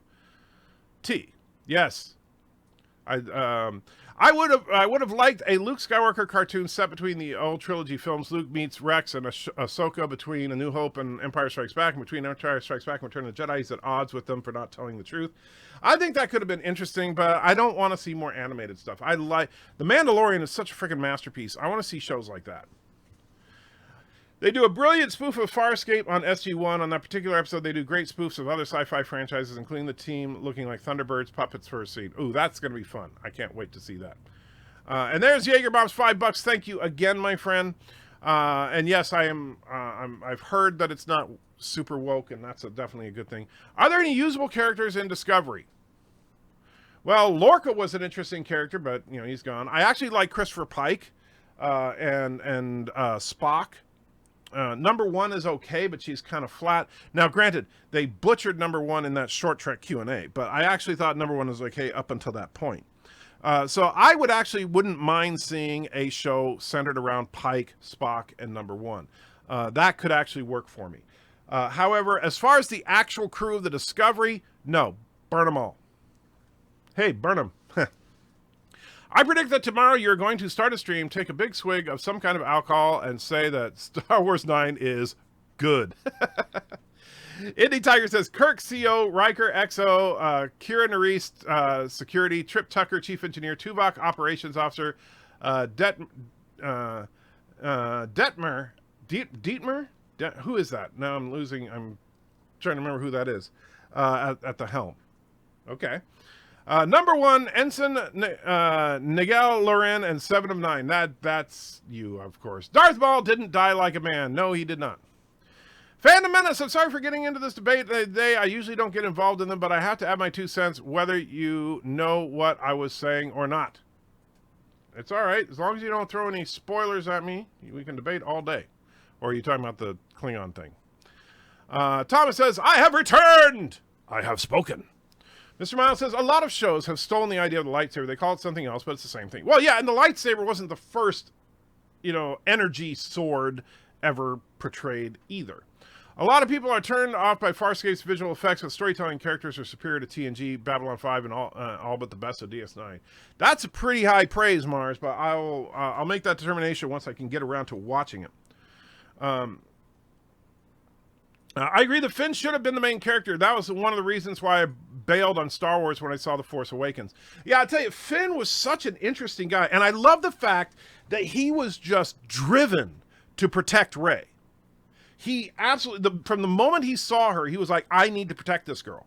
And I thought that was actually kind of an interesting dynamic. And he's constantly trying to help her, and she's like, I don't need your help. But she did need his help, and I thought that dynamic was really, really interesting. I love the fact that we got the first and only scene of a non-Force user wielding a lightsaber with Finn. And I would have loved to have seen Finn develop his skills with a saber without the Force, because he knows he's going up against people like Kylo. That could have been freaking awesome. But yeah, instead, in Last Jedi, Finn just became the sidekick to Rose. Finn should have been the main character, and Rey should have been with Finn, not Kylo. Yeah, I think Rey and Finn should have been a couple as well. I think that would have made more sense. They could have been the next Leia and Han. It drives me crazy to hear you haven't given Farscape a chance because of its visuals when you know how unfair that can be being a TOS fan. Mr. Biles, we've talked about it before. And I will give it a shot. It's going to take me some time, though. And right now, what do you want me to do, Mr. Miles? I don't have time to watch SG-1, let alone start Farscape. The only character from Discovery I would select is one of those nobodies in the back, doesn't even have a name. Ryan says, no, you misunderstand. I mean, someone is going to Disney saying, hey, I want to make a movie based on a legend story. Also, something animated for actors who have passed away. Well, as far as doing an animated series because the actors are gone, okay, I can kind of see that. Like, it's easier to recast Leia's voice than it is to recast Carrie Fisher. So, yeah, I could see that, but I still prefer live action stuff. And I say, let's venture into new territory instead of rehashing the characters that we've already had butchered by Rian Johnson.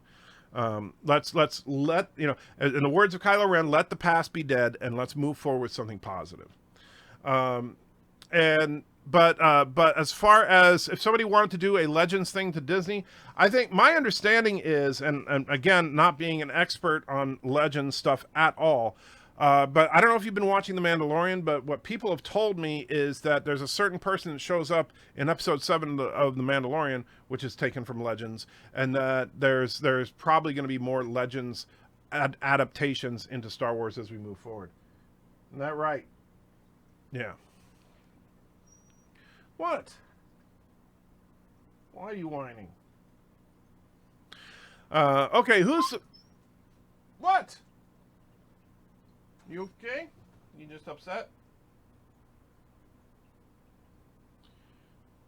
You all right? I know. You want to go downstairs, don't you? All right. All right. Hold on, guys. Let me see here. Time, Auntie. Yes, I know. You want to go downstairs. I know. All good, Joshua. I know. And let's see.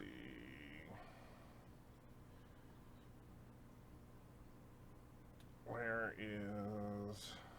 Right. Please get out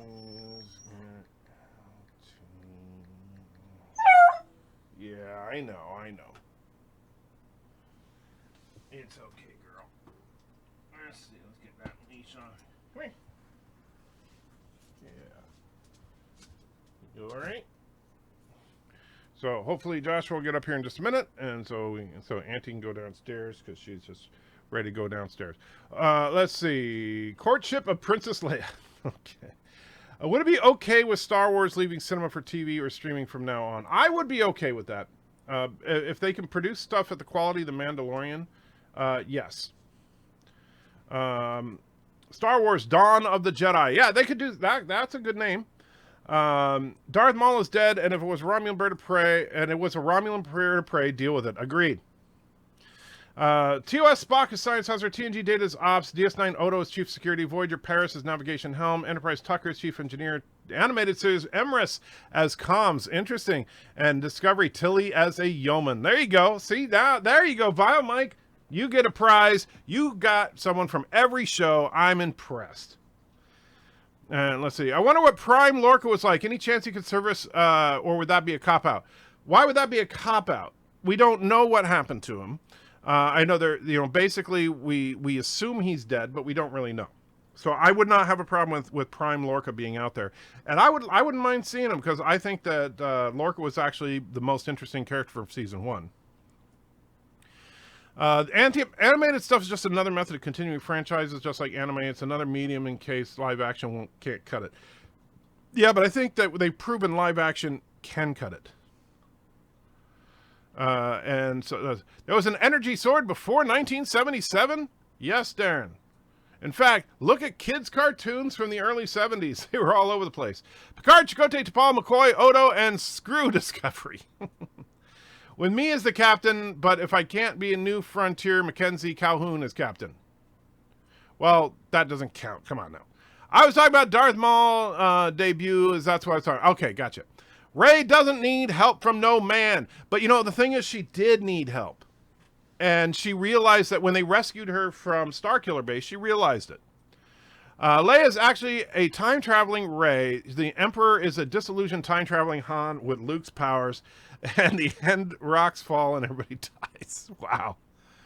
Did they ever explain how Finn even knew how to turn the lightsaber on? You mean in Force Awakens? Well, probably because you hit the button on it. They show him do it. It's not like it's really a big mystery. The lightsaber has a button on the side. You push the button and it comes on, and he obviously knew what a lightsaber was. And plus, they showed that these stormtroopers were actually trained in energy hand-to-hand weapons because he fought the other stormtrooper with their whatever interesting variation of a tonfa. Finn was an amazing character, and he should join Jar Jar Binks in a trilogy. Wow. Who's a better sidekick, Rhodes or Finn? That's a tough one because Finn I don't like as a sidekick. Martin says, love you, okay. But Martin, you're all over the place. I have no idea what you're talking about. Yes, Force Awakens, Finn was Samwise to Rey's Frodo. Yes, and I really liked Finn in Force Awakens. Unfortunately, in The Last Jedi, he sucked. So, you want your daughter to marry Finn? Why wouldn't I? I mean, if Rey was my daughter, I wouldn't have a problem with it. All right, so Joshua's not answering. A second.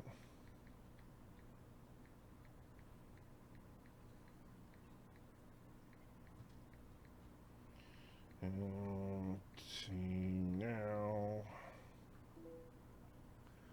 All right. All right, so Mr. Miles says, I'm a TNG fan, as you know, but I might have to agree that the overall storytelling from Farscape is superior. TNG had better moments in terms of consistent quality. Farscape wins.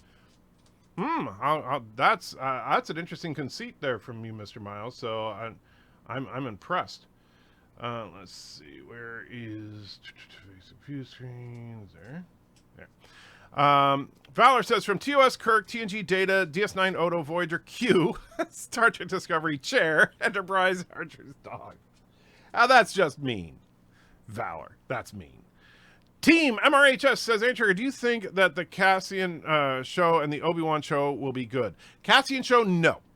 I don't want to see a show based on that character. And you know what? The only thing people remember about that character, he's the guy that was willing to kill another rebel. All right, so Joshua's here, so bear with me just a minute, guys. I'm going to put something on for you to enjoy.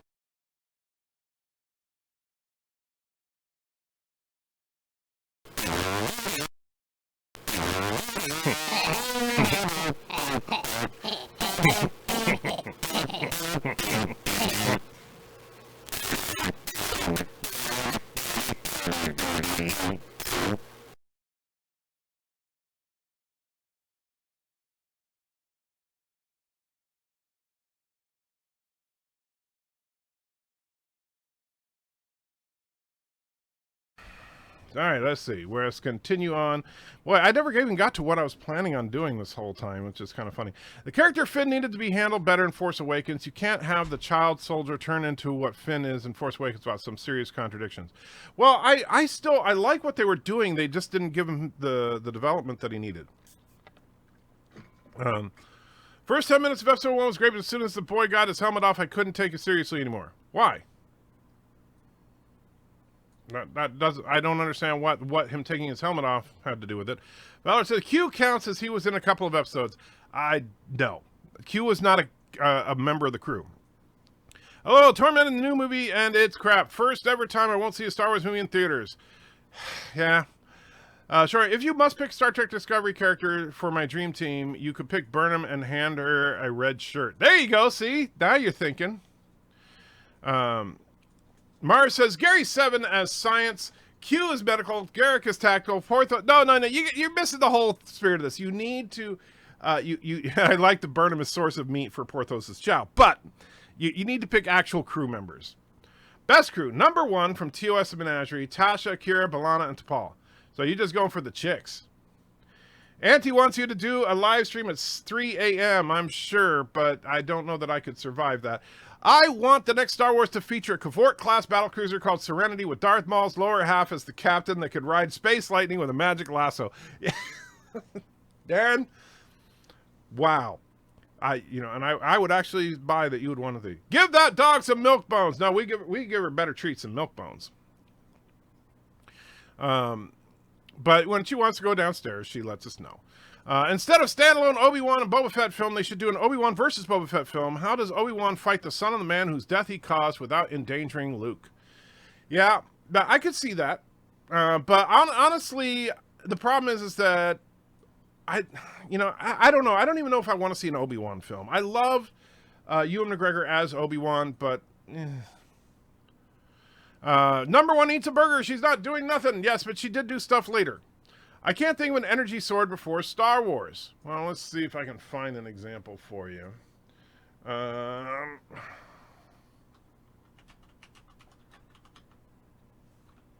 Energy sword.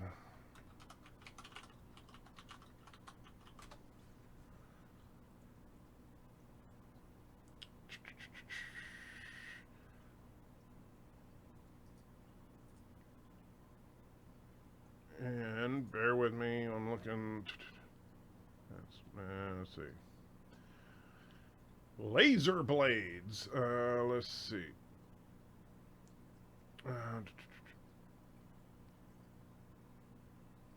Try to see where I know I've seen them, but I'm trying to find a good example for you.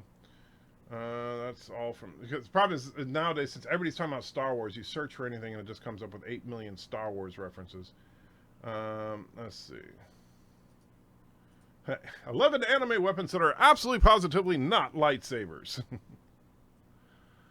but these are looks like relatively recent animes. Yeah, Sword Art Online, Bleach, Slayers. Dang it, I'm trying to think of where I saw it, because I remember seeing it on cartoons, but I can't remember what the name of the show was. Anyway, didn't know there was a button on the lightsabers. Yeah, look carefully and you'll see, and it's always been there. That's funny, I've been logged out because I was sitting there too long.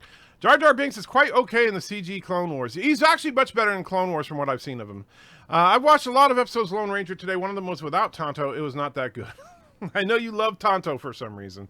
Mark says, Darth Angelus is putting up an animated adaptation of Timothy Zahn's Heir to the Empire on YouTube channel up to Chapter 3. Well worth a look. That sounds interesting. Any opinion on vibroblades being included in the Mandalorian? I believe the first canonical appearance of them, and they're originally from Knights of the Old Republic. Yes, I did notice that, and I thought that was cool.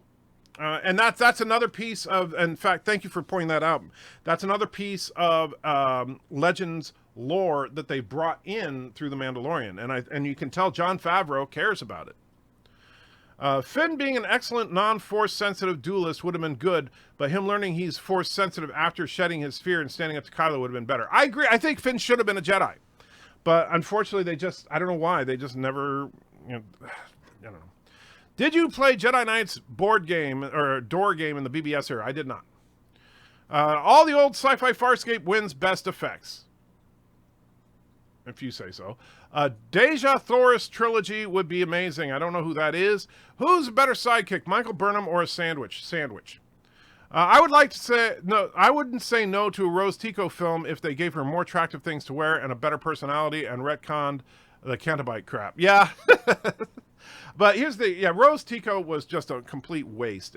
She was so unnecessary. Mecha 42 saw Rise of Skywalker. She wasn't a fan. I admire your bravery. Well, Mecha and I and Doomcock and others are seeing it because we feel like an obligation to you guys to let you know what we think.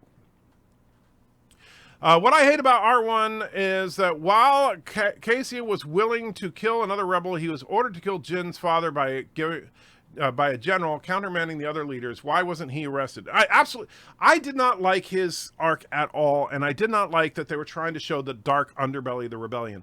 I'm sorry, the rebellion is not supposed to be dark and gritty and ruthless. And no, they're the clean-cut, perfect heroes. That's what they were always supposed to be. To turn them into this dark, conflicted BS, no, I don't. That's why I don't like Rogue One. Rogue One has some great elements to it, mostly visual elements. But that part of it, that whole trying to show the dark underbelly of the rebellion, pissed me off. In Phantom Menace, Anakin says to Qui-Gon that only a Jedi can use a lightsaber. I always assumed it was because only Jedi knew how to switch them on. Does he actually say that? I don't remember Anakin saying to Qui-Gon. What he says is that I see your laser sword and only Jedi carry that kind of hardware. And Qui-Gon said, maybe I killed a Jedi and took it. It's not that only Jedis are capable of using them, only Jedis actually choose to use them. Because most people prefer the much easier blaster. So I don't think it was implied that it's impossible to use one if you're not a Jedi. Neelix is a member of the crew. He's very good. He's always successful. I miss to see Neelix on TV. Well, sorry, he's never coming back. I think some people believe that when Finn took off his helmet is when he started acting like a buffoon. His helmet had nothing to do with it. It was bad writing. Actually, and the thing is, Finn was not a buffoon in The Force Awakens. He really wasn't. He was a buffoon in The Last Jedi, and that was because Rian Johnson is a crap writer. But in The Force Awakens, Finn was actually not a bad character throughout. Better take some Imodium before you hit the theater. I don't remember a Darth name of this Kylo guy in Episode 1, but without the helmet, he looked and behaved like a spoiled child. If you're talking about Kylo Ren, he's not a Darth, which is interesting. He's and they never say that he's a Sith either. But at least not, I don't know if they do in Rise of Skywalker. But also, the funny thing about Darth is that while we had every prior Sith had Darth in their name, as far as in the film franchise, they never say that a Sith must be called Darth. Even though like Count Dooku, it's funny because Count Dooku actually went by two names. He went by Count Dooku, and he also went by Darth Tyrannus, right? And then you had, Palpatine, who also went by Darth Sidious. And then, of course, you had Anakin, who changed to Darth Vader. And of course, Darth Maul, who we only knew as Darth Maul. But is Darth truly a requirement? Is it a religious thing? I don't know, because they don't really explore that in the films. Maybe they get into that in Clone Wars, and I haven't seen it yet, but, whatever. Doing some Googling, their first actual appearance in book was Han Solo's Revenge. I'm not sure what you're talking about there, but you're talking to Vile Mike. The Vibro weapons. Energy sword, is that a rip-off power sword from Power Rangers? Well, that's kind of a energy sword kind of thing. Conan should have a lightsaber. He would be invisible. Invincible. I don't think he would be invincible. He can't use the Force. Kind of think of it, Han did use a lightsaber in Empire Strikes Back. So yeah, I stand correct. Yeah, and it's actually funny enough you should say that, because that's the same lightsaber that Finn used. That's literally the same blade. TOS Scotty, TNG Data, TS9 Odo, Voyager 79, STD the Tardigrade. Wow. TechCon says, Clone Wars, Jar Jar shines most in his arc when he teams up with Mace Windu to save his lover. I don't know if I saw that one yet. Well, howdy there, Mr. Friend. Hey, Wolverine. Phantom Menace says, actually, some lightsabers could only be activated by the Force. Maybe so, but at least in film, there's no evidence of that. And as Darren pointed out, Han was able to use Luke's lightsaber, as was Finn. Another wasted opportunity for me was Phasma. Yeah, Phasma, oh man, that pissed me off.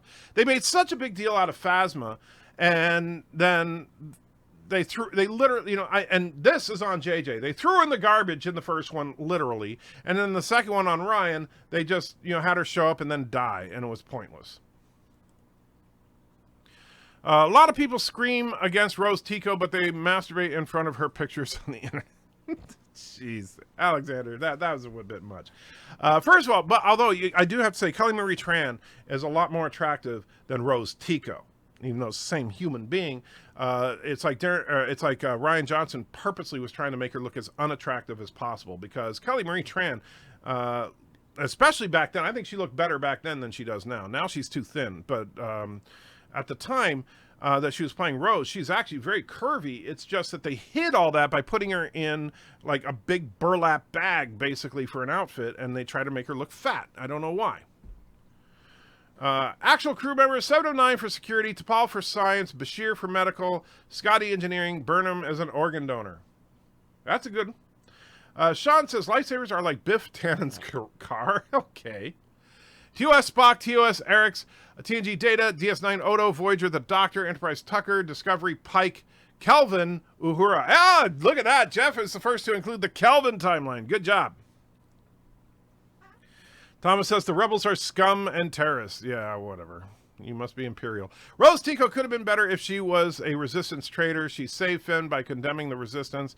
Could have been retribution for her sister dying. I could see something like... Here's the thing. Rose could have been better in a million different ways, but the only reason Rose existed was, for whatever reason, to try to be a moral compass for how horrible capitalism is and consumerism and all that.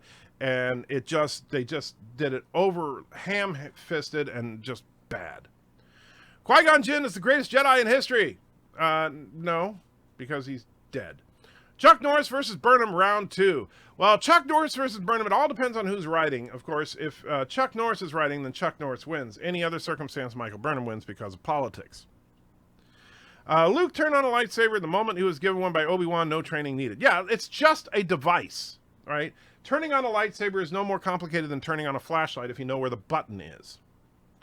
However, properly wielding, and that's the thing, wielding a lightsaber, the reason that only Jedi use them, which at least logically to me, they are a ridiculously dangerous weapon to wield.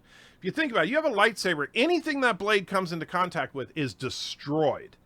And so if you're practicing with a lightsaber and you move wrong, you can cut your own head off very, very easily. Right? If you've ever studied martial arts weapons, there's a reason that they use like bamboo sticks for swords when you're training, and it's because you're going to hurt yourself. And imagine if that bamboo stick was a blade that will instantly cut through anything that comes into contact. Whoop, there goes your leg, you know, oops. So, yeah, lights, and so you need incredible reflexes and skill to wield one without hurting yourself. And Jedi, of course, using the Force, have better reflexes than anybody else. Jar Jar Binks was going by Darth Jar Jar.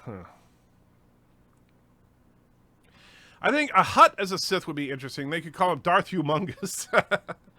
From what I understand, Darth is just like a title like Jedi Master or Jedi Knight. That's what it seems like, but the thing is that every Sith is called Darth. There's no, like, Uber Darth or Mega Darth or whatever. It's just Darth. Did Thundar come out before or after Star Wars? I think that might be what I was thinking of. Thundar the Barbarian. Let me take a look and see if I can find that.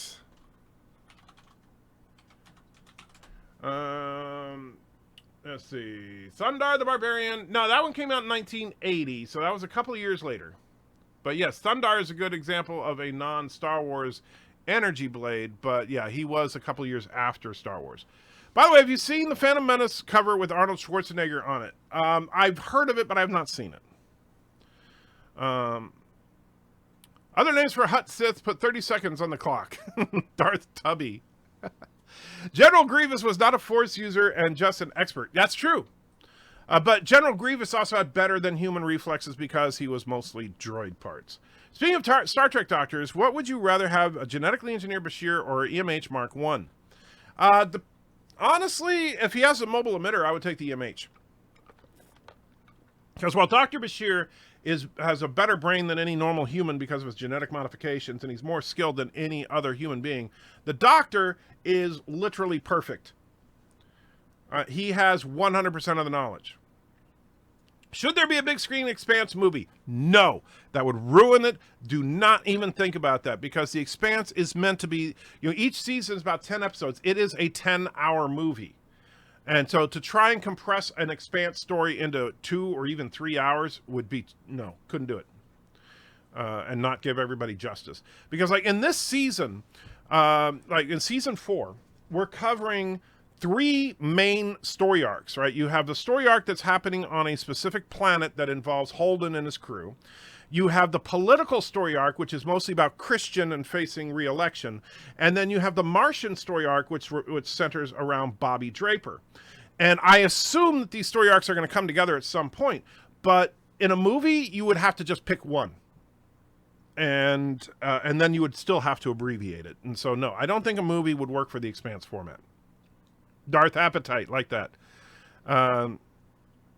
And Captain Redneck actually agrees with me. The EMH is the way to go. Darth Glutus, or Gluttonous. Valor says, did you say part of the crew and they need to be for spore drive, thus it counts from a certain point of view? Well, no, the tardigrade is never part of the crew.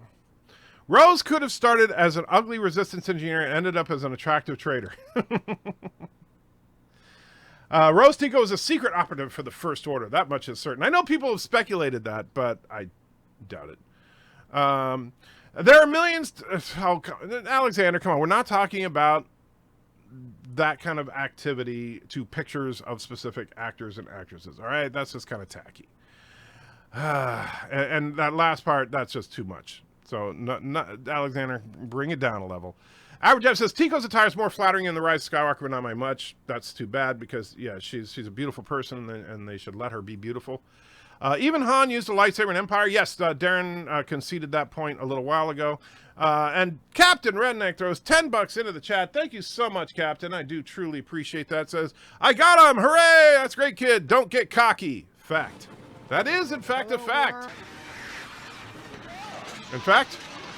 I got him! Great kid! Don't get cocky. Thank you, Captain Redneck. Oh, man. Droids should use weird lightsabers with ease, well, as well by your logic, but we do see Grievous use them. Well, yeah, there's no reason the battle droids couldn't use them. But they just don't, because I guess they figure blasters are more efficient. After they kill the guy, they figure out that he was not a Jedi and remark, no wonder he could only swing the lightsaber. Baby Yoda versus Burnham versus Lore. Well, here's the thing. If Lore actually started singing, then Burnham would immediately disintegrate in horror. However, Baby Yoda would then force choke Lore, stopping him from singing. And Lore would look at Baby Yoda's, and Baby Yoda would look at him with a really cute face, and then Lore would melt. So I think Baby Yoda wins that fight. Spider-Man could train with a lightsaber, no problem. Spidey sense for the win. That's true. Spider-Man could do it. And the Spidey sense works a lot like the Force does for your reflexes. At the end of that last episode of The Mandalorian, do you think the character is dead, or will they cop out? I'm being vague to avoid spoilers. I'm hoping... Here's the thing. That final shot that you're talking about, the shot of the specific person you're referring to, that got me in the feels hard. And I hope that they don't reverse that. Even though I like that character, and I don't like the fact that the character's gone, I say leave the character dead. Don't cop out. A member of Rose Tico, Alexander, please stop with the Rose Tico and masturbating stuff. Practicing with a lightsaber reminds you of all the accidents Wolverine had in the bathroom in X-Men Origins once he got his adamantium claws. Exactly. Except that if it would be very, very easy for you to injure yourself even easier. And let's see, what is this? Okay.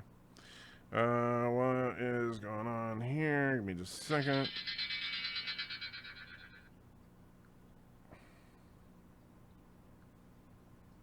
Oh, cool. Okay, so here is the Star Wars with Arnold Schwarzenegger picture. Love it.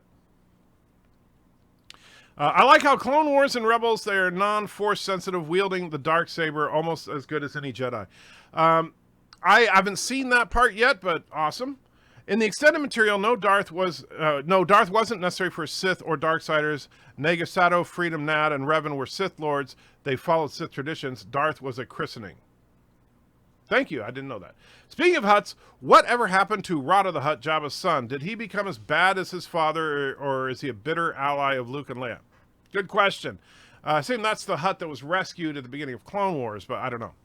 Darren says, I'd rather have Bashir, but I wouldn't say no to an EMH. I'm sorry. I think the EMH is basically, since the EMH is flawless and is literally a computer program and it can absorb any new medical data instantly, that gives him too much of an advantage. Darth Abetus. I want to see a Sith Lord Darth. And Alexander says, George U. Naked had made Discovery interesting. Well, that would have made Discovery different. Ever heard of the 2004 movie Rameshift Surprise Period 1? It's really good Star Wars Star Trek parody from Germany. Nah, I never heard of it. But then again, I don't watch a lot of foreign films, to be honest with you. Being dyslexic, reading subtitles is kind of a pain. There's Captain Redneck's $10. Thank you again, dear Captain. Trek 95, would you be a Jedi or a Sith? A Jedi all the way, my friend.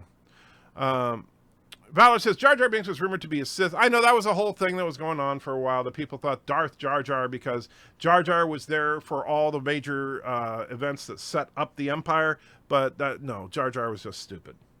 Thing is, depending on how your new ship is, all ships seem to have an EMH anyway, so might as well have Pulaski or Bashir aboard.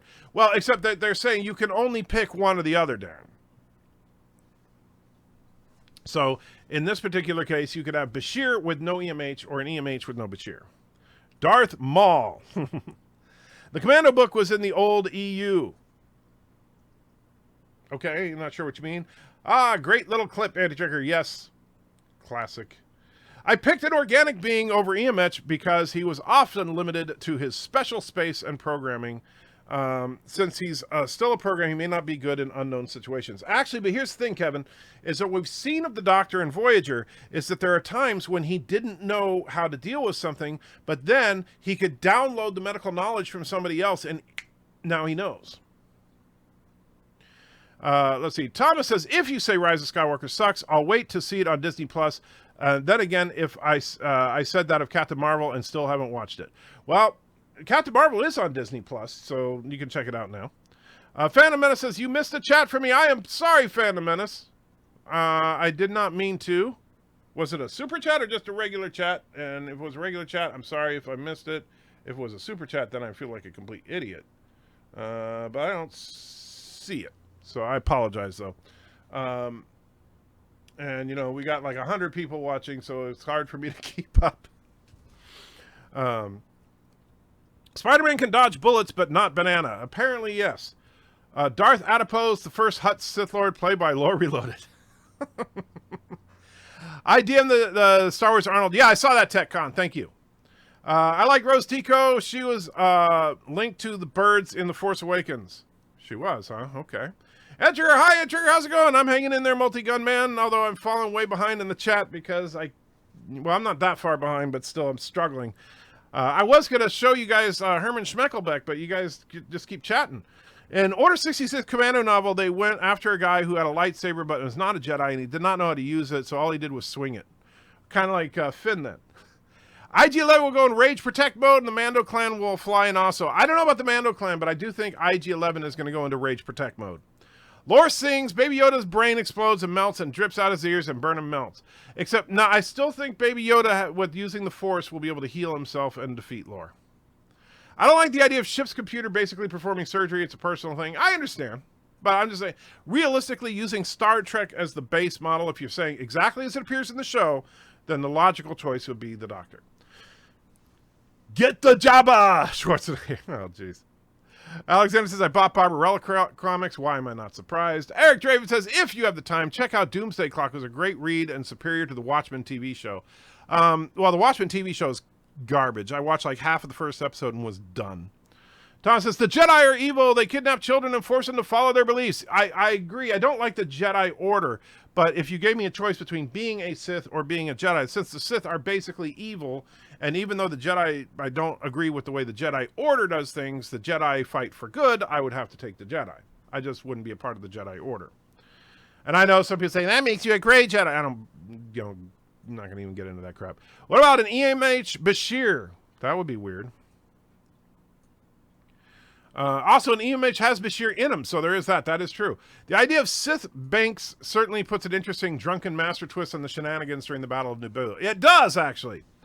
There is a member of the Jabba the Hutt species, they're called Hutts, that did have force powers. That was before the Empire. Well, we know that the Hutts are resistant to force powers, but there's no reason why one couldn't be force sensitive. You did not miss it. I did not at you. Okay, well, that's the problem. Yeah, don't forget to at me because, yeah, with this many people in the chat, if you don't, I will miss it for sure. Hey, Editor, in Star Trek, subspace audio-video communications seem extremely fast. Is subspace communications faster than warp speed? Yes.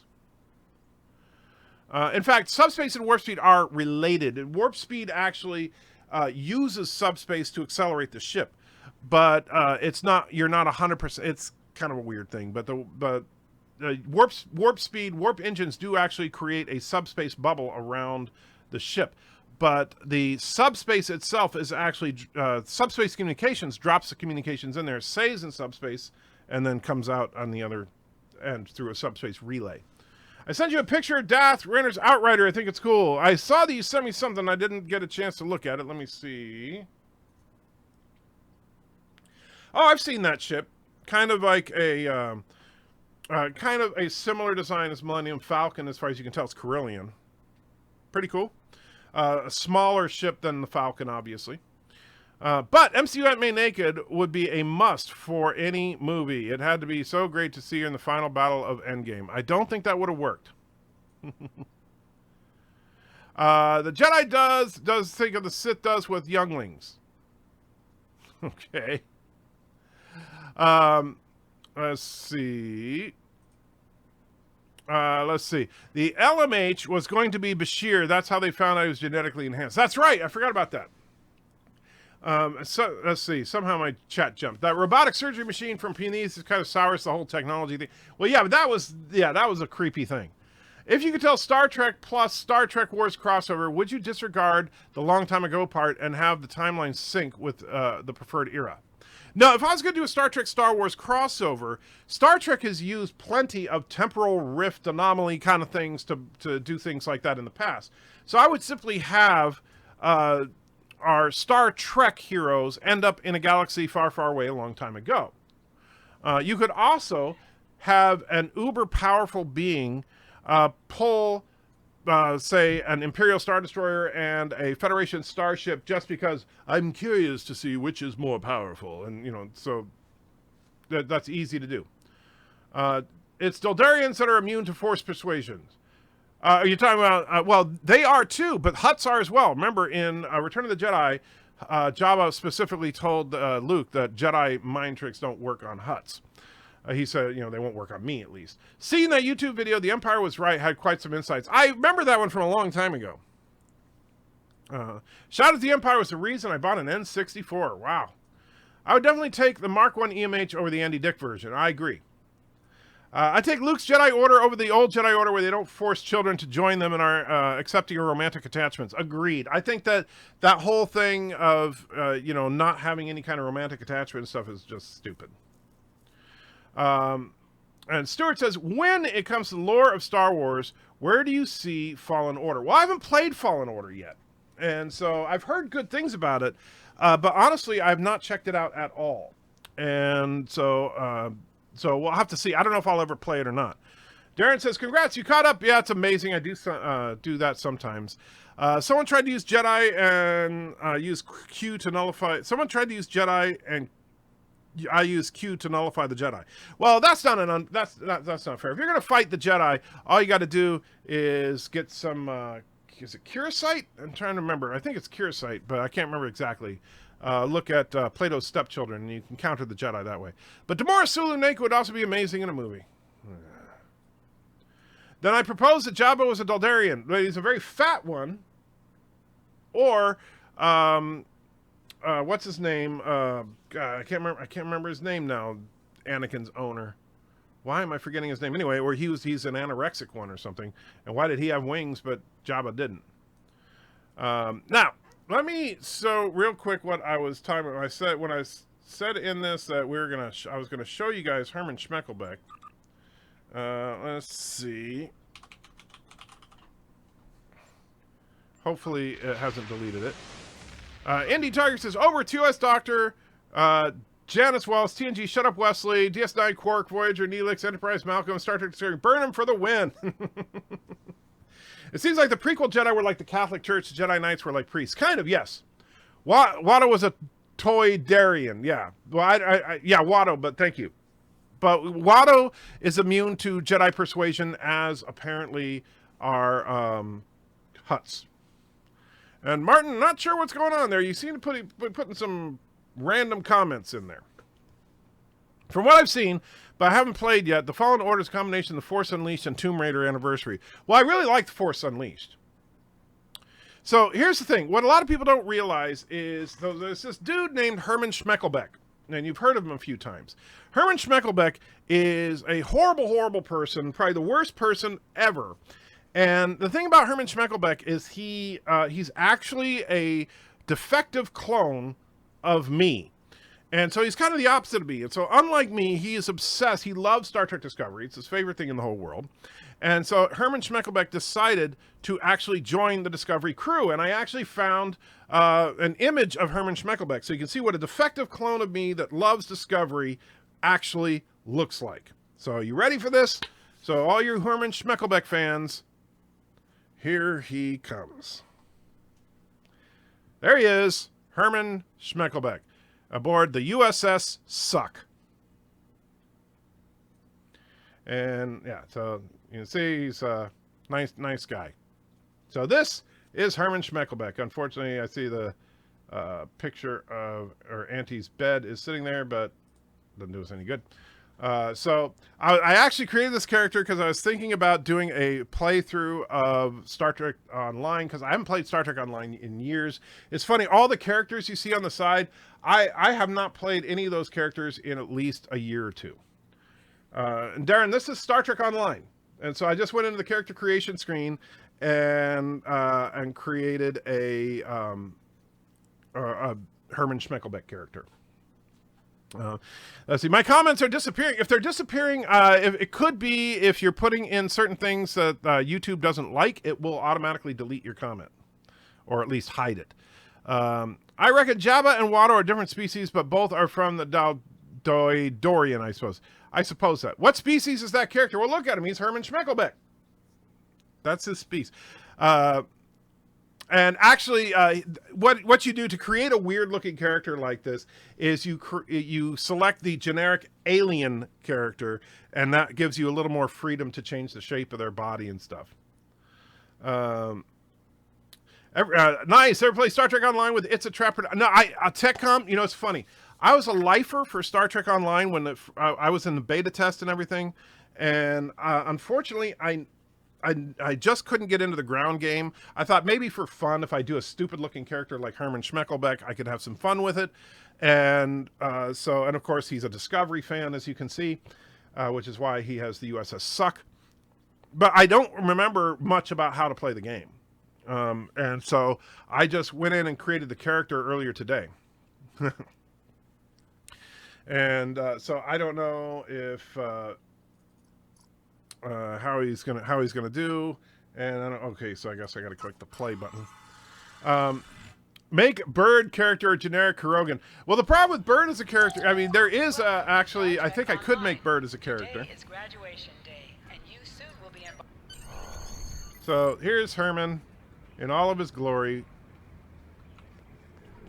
You can see he likes to run. interact with have icons above their heads. You can press the interaction key, default F, to talk with them.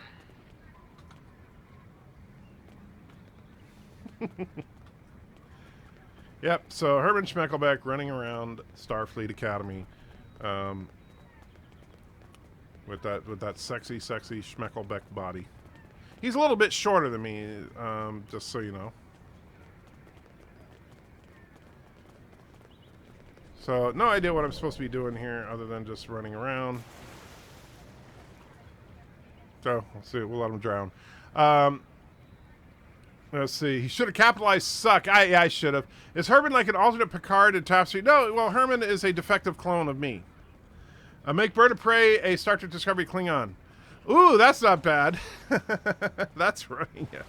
If someone chooses Luke's Jedi Order, they may disappear in their sleep. That's true, Luke, yeah. Well, if you decide to get back into it, feel free to look it up. It's a Trap Productions. I watch him play along with Star Wars Old Republic. Well, I may try to get into it. The problem with this, Star Trek Online, is, at least for me, is I thought that the starship combat was awesome, but I never got into the ground combat. Didn't know Herman Schemecklebeck was so agile. Well, Queesh says, what the F is this? This is Star Trek Online. As you can see, Herman Schemecklebeck here is a cadet in the Star Trek Discovery era.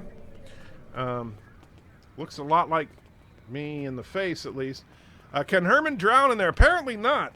And so, yeah, he just kind of creeps around. So, yeah, I spent literally dozens of minutes putting together this character for your viewing enjoyment. Why would anyone want this? Well, if you like online role-playing games, why is everybody wearing a Discovery uniform? Because Herman Schemecklebeck, I told you, is a Discovery person. And now, this is something relatively new to the game, is that you can, and I'm trying to see where am I supposed to be going. I have no freaking clue. Let's see. I know people I can interact with. But, let's see. Read my last not to you comment, Vile Mike said. Well, you know what? It's kind of... I get Roger the Alien vibes from American Dad for him. Oh, yeah, kind of. Yeah. Do you have a Ryan Johnson Sucks shirt for tonight? Oh, I should.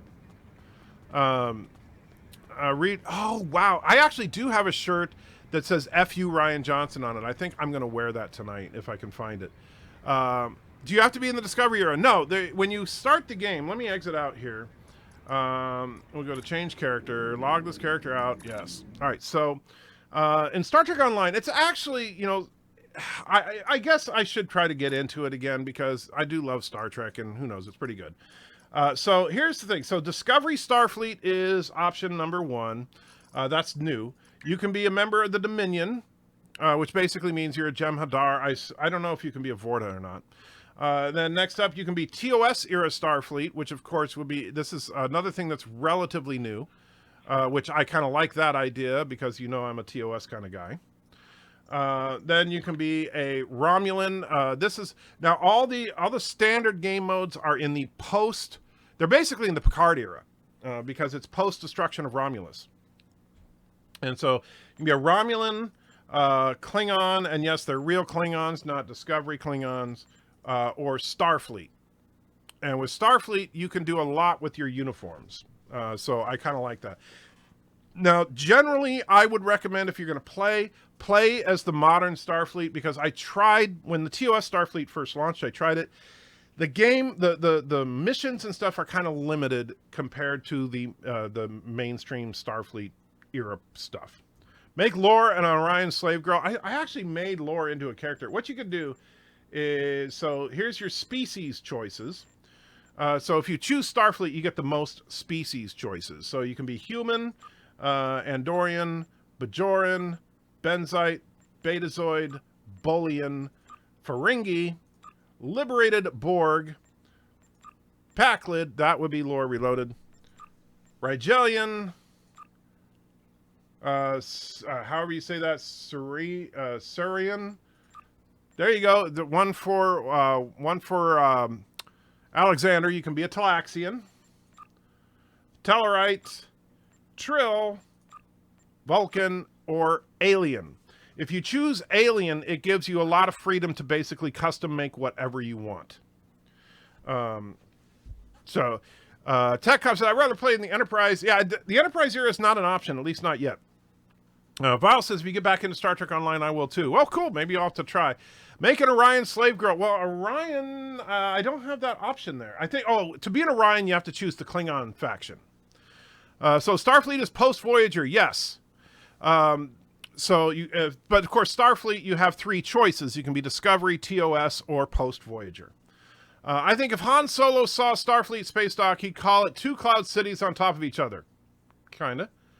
Can you be an Enterprise era Centauri of House Slytherin from Gondor? No. Zabe says, this is Star Trek Online? Yes, it is. Bird of Prey says, Alien looks like, what's his name for the Orville? Well, yeah, the generic does look a lot. I wonder if that's where they got the idea. But so if you pick Alien, obviously you can pick male or female. You pick Alien. Now, then you have to choose your class, right? There's only 3 classes in the game. You can be engineering, science, or tactical. Engineering obviously gives you benefits for buffs and debuffs on your ships, repairing things, that kind of crap. Science officer gives you other buffs and debuffs, mostly around science. Tactical gives you combat advantages. I tend to play tactical. All right, so now you can start building your actual character. Drunk 3PO didn't like Rise of Skywalker. I'm not shocked. Bird is here. Let him make a character. Let's make him a character. All right, so we want to try to make Bird O' Prey 5 as a character. So first thing we need to do is we'll go to let's go to the head, and we need to let's see, for hair we need something that's just do they have just bald? And we want well, let's see. There we go. We can be bald because Bird of Prey, of course, is bald. We go to the advanced settings, so because we don't want pointed ears and crap like that. Now we need Bird's kind of pasty white skin tone. So we got to get it like probably about there. Yeah, pasty. That's definitely PS4 or PC. PC. My favorite episode of TOS was when Gandalf said, "Use the Force, Harry Potter." Wow, jerk. All right, so now overall pattern, that's for like if you want the skin pattern. So here's where we can change it. So forehead detail, we turn that off. Eyes, we turn into humanoid. And let's see, ears, we turn into humanoid. And you see we're starting to look a little more like Bird. No Mocklins. I am disappointed. Yeah, no Mocklins, but it's not a it's not an Orville game. So far, now we're starting to look a little more like Bird, but we're a little too fit, I think. I'm sure you guys would agree. So now you can make the neck a little on the long side, but that looks. But Bird of Prey has no neck, so we need to do that. But Bird is a kind of a stocky guy, so we need to fatten that neck up a little bit. Let's see, torso length. Yeah, we need Bird is like about there. Shoulder width, make them pretty broad. Shoulder bulk, Chest size will be about their chest depth. Let's take a look at where that puts us. And let's see. Only 2 gender choices? Not very PC. Yeah, I know. Kind of weird. Cinnabon says, I see Enter steal my idea for tonight. Oh, I'm sorry, Cinnabon.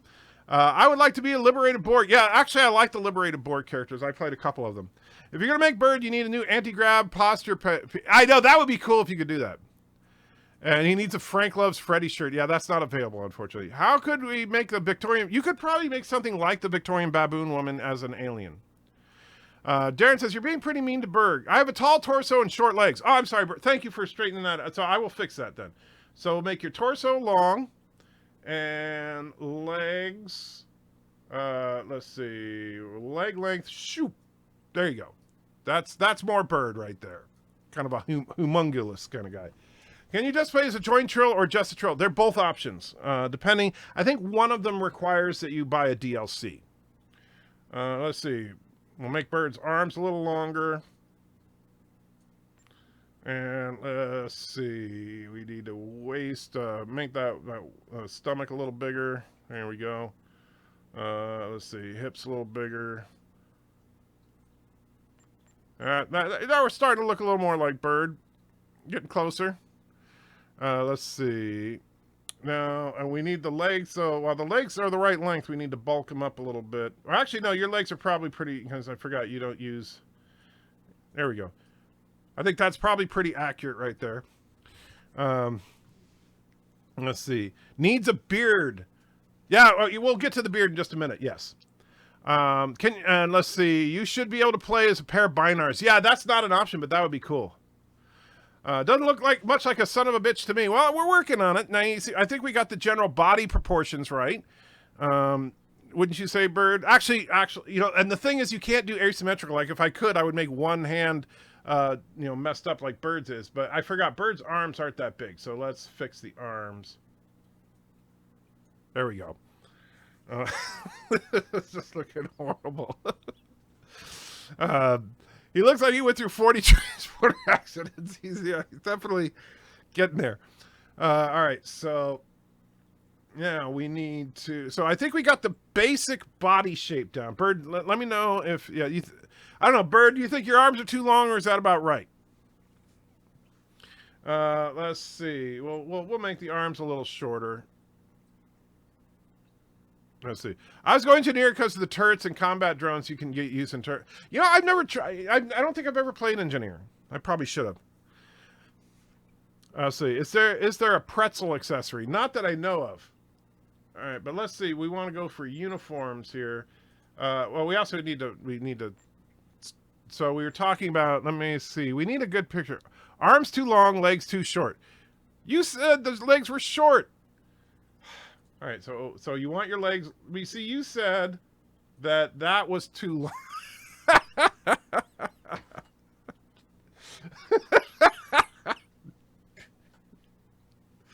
I like that.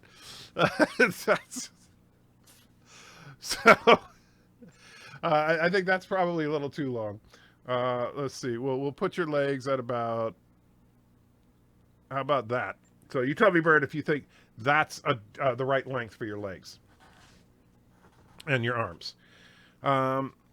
Played it a couple years ago. Should take a look. Yeah, it's not. I mean, there were some things I liked about it, but the ground combat I didn't. But you see, if I can actually play as Bird of Prey, that might be fun. If I were in the game, I want to be a blue-skinned, bald human with Arnold Schwarzenegger's body, and I'd be the captain. Well, you could always be the captain. But still waiting to hear from Bird if the arms and legs are the right length now. So hopefully he'll answer sometime in the not too distant future here. And let's see. Sure. Okay. So Bird, we have Bird's approval on that. So now we need to go to, let's see, mouth accessory. And this is where we can pick like a beard for him. So let's see. Well, don't think the Fu Manchu thing is very good.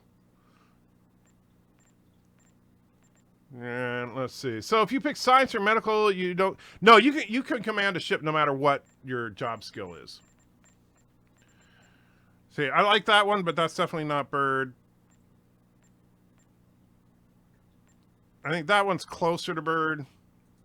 And if we change the color, because, you know, his beard is pretty light in color. I realize his nose is bumpy. Make lore for bird's friend. Well, what you can do is you actually do get to, when you get your crew, you bring on new crew members. If you get a crew member who's an alien, then you can actually change them up just as much. But most of your crew are set races, like you'll get a Vulcan or a Klingon or whatever, and so you have to work within that. Let's see, nose detail, we'll turn that off. All right. Bird has a much larger head. There is actually, yeah, we can change the head. Let's see if we want eyes, no, basic head scaling. All right, we got to look at Bird's head here. So first of all, we want head overall size. So you can go, we're going to definitely need it large. Overall width, definitely need it wide. Overall height, I think, there we go. That's a little better. Let's see. And let's see. Mara says, Bird Prey has much larger head. Yeah, working on that. He needs a visor. Why are you guys saying he needs a visor? We'll see what we can get there. Don't forget to give him a lasso to swing on lightning. Not going to happen. Would you please give a shout out to my #1 Sam, who just finished binge watching TOS. Awesome job, Sam. So yes, binge watching TOS. What a wonderful experience. 79 episodes, about 50 really good ones. I got a lot of aliens in Star Trek Online. They want to kill, but for me, it makes me happy as I am an Inquisitor from 40K. Best Star Trek game, in my opinion, is Star Trek New Horizons. I never played it. User content for Foundry was quite often better gameplay than the story than the official content for Star Trek Online. People made their choice options in their stories. Yeah, I actually liked some of the user-created stuff better. I'll wait till there's enterprise content, methinks. I'm playing both WoW Classic and WoW on ESO right now. Can't handle another MMO. I understand.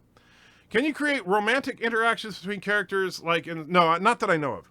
Bird wears glasses. No glasses in the future, so give him a bite. I see. That's... Yeah. And Bird's neck... Bird has a thick neck. Look, that neck is as thick as his head. But first of all, we need to... We're just working on the shape of his head right now. So, let's see. Head overall depth. I think he's got a, skull height. Hey, it's Bird as a Telosian right now. Let's see. So, what do you think? Should we go tall skull, short skull? What do you think? I don't know. I kind of like that. It does make me think of Bird as the evil Telosian bird that we've seen from time to time. Let's see. So, Mr. Captain likes the tall head. I'm waiting to see what Bird of Prey thinks. Since this is his avatar. We come from France. Yes. Can you make it also? Unfortunately, no. But you can. You can make it even taller. It is not a tumor. Tiny Skull says Aberjam. I'm waiting to hear from Bird. He's Bromel head. What does that mean?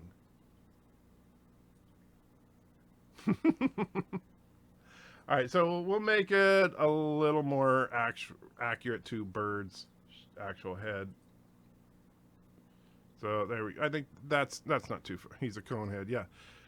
So Bird has a weird forehead slope. Bird does kind of have that Neanderthal look to him. Forehead width. Let's look at that. He means normal. Okay. Let's see. Forehead, cheekbones. Do that. Cheek size. Oh yeah, we gotta have those sticking out a little bit. Cheek position. There. The head was fine before you messed with it. Well, of course you would say that. But oh, come on, you gotta love that forehead slope. All right, so you want the head about there. That's where it was when we first started. So I think we need to bring the cranium width in a little bit.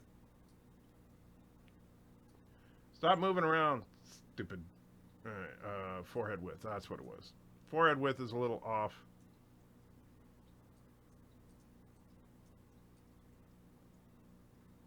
All right, so there we go. I think we're getting closer to Bird. Put the front head slope back. So let's see. If only I had bird on the screen here, that would make it so much easier. But let's see. I don't have any good pictures of bird. And let's see. Like, because I want to get the nose right and stuff. So let me see if I need a picture of you, bird. Hey, bird, do me a favor. Send me a picture of you on Skype. Yeah, there's not an option to make it continually undulate in size. That would be funny. That would be, yeah, I wish you could. Just to make things just fluctuate. So I think that's pretty close. Look at that. That looks like, don't you think? I think that looks like bird. Come on, tell me that doesn't look like bird. Just a little bit. You should make a Ryan Johnson. I don't think even I could do that. That would just hurt too much. So we have, yeah, I think we're getting there. I think we got a good looking bird of prey. And let's see. Now we might have to tweak some of the, now like bird, what color are your eyes? Seriously, what color are your eyes, bird? Because I need to fix that. Let's see. Oh, and let's see if we can find, so yeah, we'll give you a visor. That way, it won't matter. Let's see. And what's this? Oh.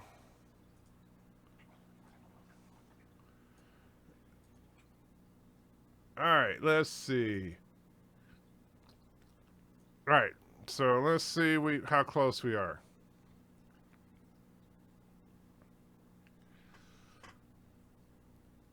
So we need, actually okay, so we should put a little bit of hair just to get that. The beard, not too bad. We need to darken the beard up a little bit though. So let's do that. If we, okay, so we make the beard darker. Mars got to go. Have a good one. How is your lore on BattleTech as a unborn mech that would do well bird of prey? Okay. I don't know much about the BattleTech lore, to be honest with you. Make him a pinker? I don't know what that is. All right. Head more egg-shaped. Do you think so? It's like if we bring the picture back up. Yeah, I think we need a little bit more cranial height. Let's see if we can zoom in a little bit. Make this a little better. All right. I think we're getting closer. Now, the nose looks like it needs to be a little narrower. So let's narrow up that nose a bit. Good. Let's change it. Let's see. He had more. I'm working on it. He's too pale. Oh, needs more pink. I get to his skin tone. Yeah, let's look at his skin tone here. Yeah, you're right. He's kind of a reddish, pinkish color. So let's see if we go to, where's skin? Or do we just go to coloring? Skin color, there we go.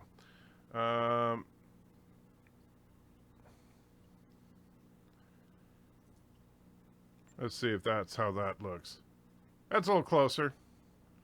All right, but we do need to definitely add some hair, I think. Just a little bit of hair.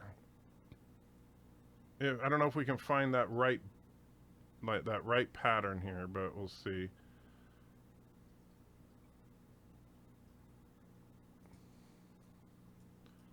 Definitely no ponytail.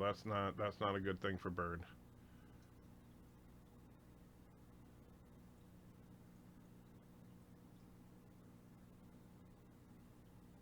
And see, the problem is most of the ones. Let's see. Don't forget the horns, red eyes, and pitchfork. Time to impeach secret hideout. Well, we'll find out in a few hours. I don't know yet. All right, that's, I think, the closest we can get to bird's hair.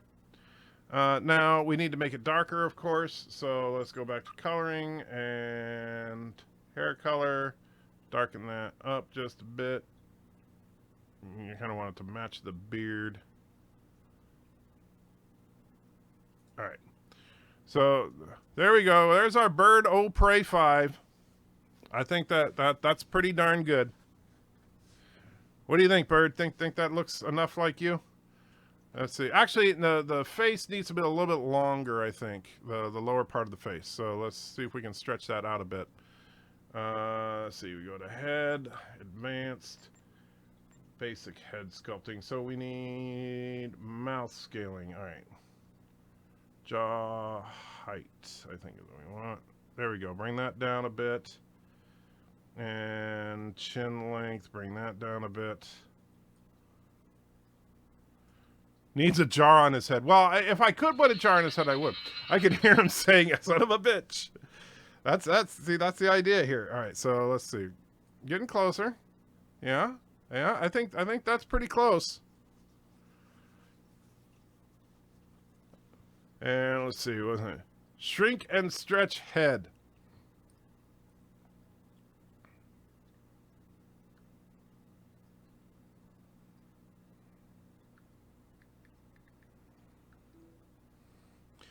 Let's see. So I think we need to make the cranial part a little higher there. So let's look at, is that the cranium slope what we want? There we go. There, that's it. Right there. That's bird. I think we got our bird right now. What do you guys think? Think we got an official bird? I think bird is the word. Where are you going to see Skywalker tonight? Yes, Kevin, I'm going to see Skywalker in approximately 3 hours and 40 minutes. And so I haven't seen it yet. And yes, I know there's there's a lot of different uniform packs and stuff. So we're going to get to the uniform now. So Bird, tell me, I know you're a Deep Space Nine fan, right? Is that like that's what you want? Let's see. Man, they changed this screen. I don't like this at all. Upper. Okay. So we can put no hair is better. You don't like your hair? You don't like the hair? All right, I'll remove the hair. But we got to pick your uniform style. So tell me what's your favorite Trek of all, Bird? Tell me, what is your absolute favorite Star Trek? If you could only watch one thing ever again, what would it be? And we'll go to the hair. So you don't like that particular hair. Well, see, the problem is I like that's the right length, but they don't have that with the receding hairline like you have. That would be perfect if it was that length with like, oh, here we go. That's good. There we go. That's you, Bird. Remember when Starfleet goes to war, they put the kids with no armor in the front and try to make peace with guns. Yes. Why Bird sends his Rikers Island mugshot? Good question. So Star Trek 4, but for this era, no. Here's the thing. I have. Let's go there, buddy. If Star Trek 4 is your absolute favorite, I happen to own that one, I believe. Let's see. There's the DS9 one, but where is it? I guess I have to go into the advanced tab. So if we go to upper, there we go. Wrong color scheme, but we can fix that. So see, we've got it, Bird. So if that's what you want, we'll do that. We can do the movie era uniform if you want. Or if you want to do the DS9 gray, we'll do the DS9 gray. It's your choice, Bird, because this is you. So I want to properly represent you as captain of your ship.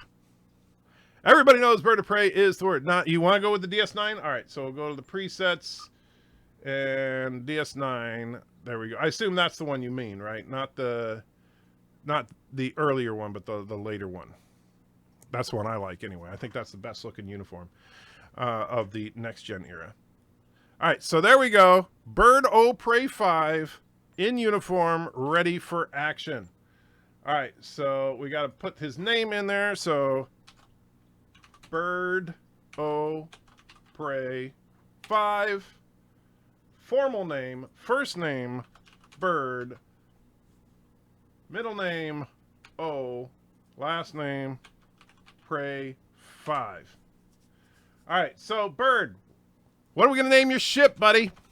The USS Jeep. I like that. You want to do the Jeep? It's so it's your ship, Bird. So what do you want? Don't forget to claim your Star Trek II con outfits under Legacy tab in the C. I already have it. I claimed that when it first came out because I was all over that. That's my favorite uniform. The USS Sassy. There you go. All right, so the USS Sassy.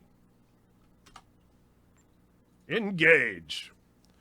All right, so USS Son of a Bitch. We'll probably end up because you end up with multiple ships, as time goes on. All right, so yes, we need to play the tutorial because I don't remember jack about this game. And then we got the music, so we'll probably get a copyright claim because, they're dicks about that. So let's skip the video intro. Welcome to Star Trek Online. Thank you. Today is graduation day, and you soon will be embarking on your training cruise, where the bulk of the ship is manned by cadets like yourself. This tutorial will introduce you to the... All right, so here we have, you can see Bird of Prey at Starfleet Academy, enjoying the sun. To move, use the W, A, S, and D keys. To look around, hold down the right mouse button and move your mouse. You can interact with have icons above their heads. Finally, I was beginning to think you forgot what today was. Of course, I was first in line. Yes, first in line. Before I forget, I think Rasky is just ahead. He wanted to thank you for helping him cram for the astrometrics fund. Well, that was nice, Bird. You helped Rasky cram for the astrometrics tab, so I guess we got to go say hi to Rasky. Well, yeah, that head of yours is pretty gray. All right, and... There you are. I wanted to thank you for helping me pass that final, and for all the other times you've helped me. I've always admired you. I hope Starfleet recognizes all you've done to lead our class. Wow, Bird, you're a leader in your class. That's impressive. All right, and so no, Darren, if you look around, they're not wearing the same uniform. Good luck. All right, so where do I need to go? Over here. Good. You can see, like, they're wearing all different uniforms than I am. And in fact, you can see, actually, they're all wearing cadet uniforms right now. He's not even in his official uniform yet. Let's see. Today is the day we're all going to kill the human in the ship that are bad. She was first, so it's Mr. Miles. What? I missed something. And Nightbreeze says, hey, how you doing? I'm between my ship being the Enterprise A and the HMS Bounty Bird of Prey. Let's see. Bird of Prey cheated. Well, of course he did. I'm going to... oh, that's how he helped everybody, by cheating. You're probably right. Greetings. Let's see. Rasky said you had something to tell me. It was good of you to encourage me to retake the linguistics final. Oh, wow. I was willing to accept my original encouraged results, her to retake the but linguistics. you saw I'm impressed, that I Bird. was not at my best that day. My score increased by 12.8% on the second attempt. Well, good job, Bird. You within helped my her. standard norms. Now I am qualified to serve as both a science I don't officer care what and she's a qualified. What am I Morik supposed would to be like doing? to see you as well. He is ahead of us on the path. Why don't you just say, hey, go talk to that dude. You don't need to talk to me. An arrow will appear on the minimap if you are far away from your objective. Dum-da-dum-da-dum. See, I don't like the ground game. I think it's a little clunky. There you are. Getting excited yet? Once we finish our training cruise, we'll all be full-fledged ensigns. Ooh, full-fledged ensigns! Captain Taggart hasn't named all of his senior staff yet. From what I heard, the advanced phaser training simulation is tripping people up. Oh no, the advanced phaser training. I assume that's what we got to do now. That sounds vaguely familiar, like I might have done that before. Let me see, make sure that wasn't something urgent.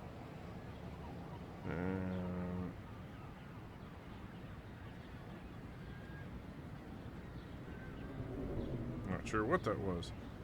Let's see. That's weird.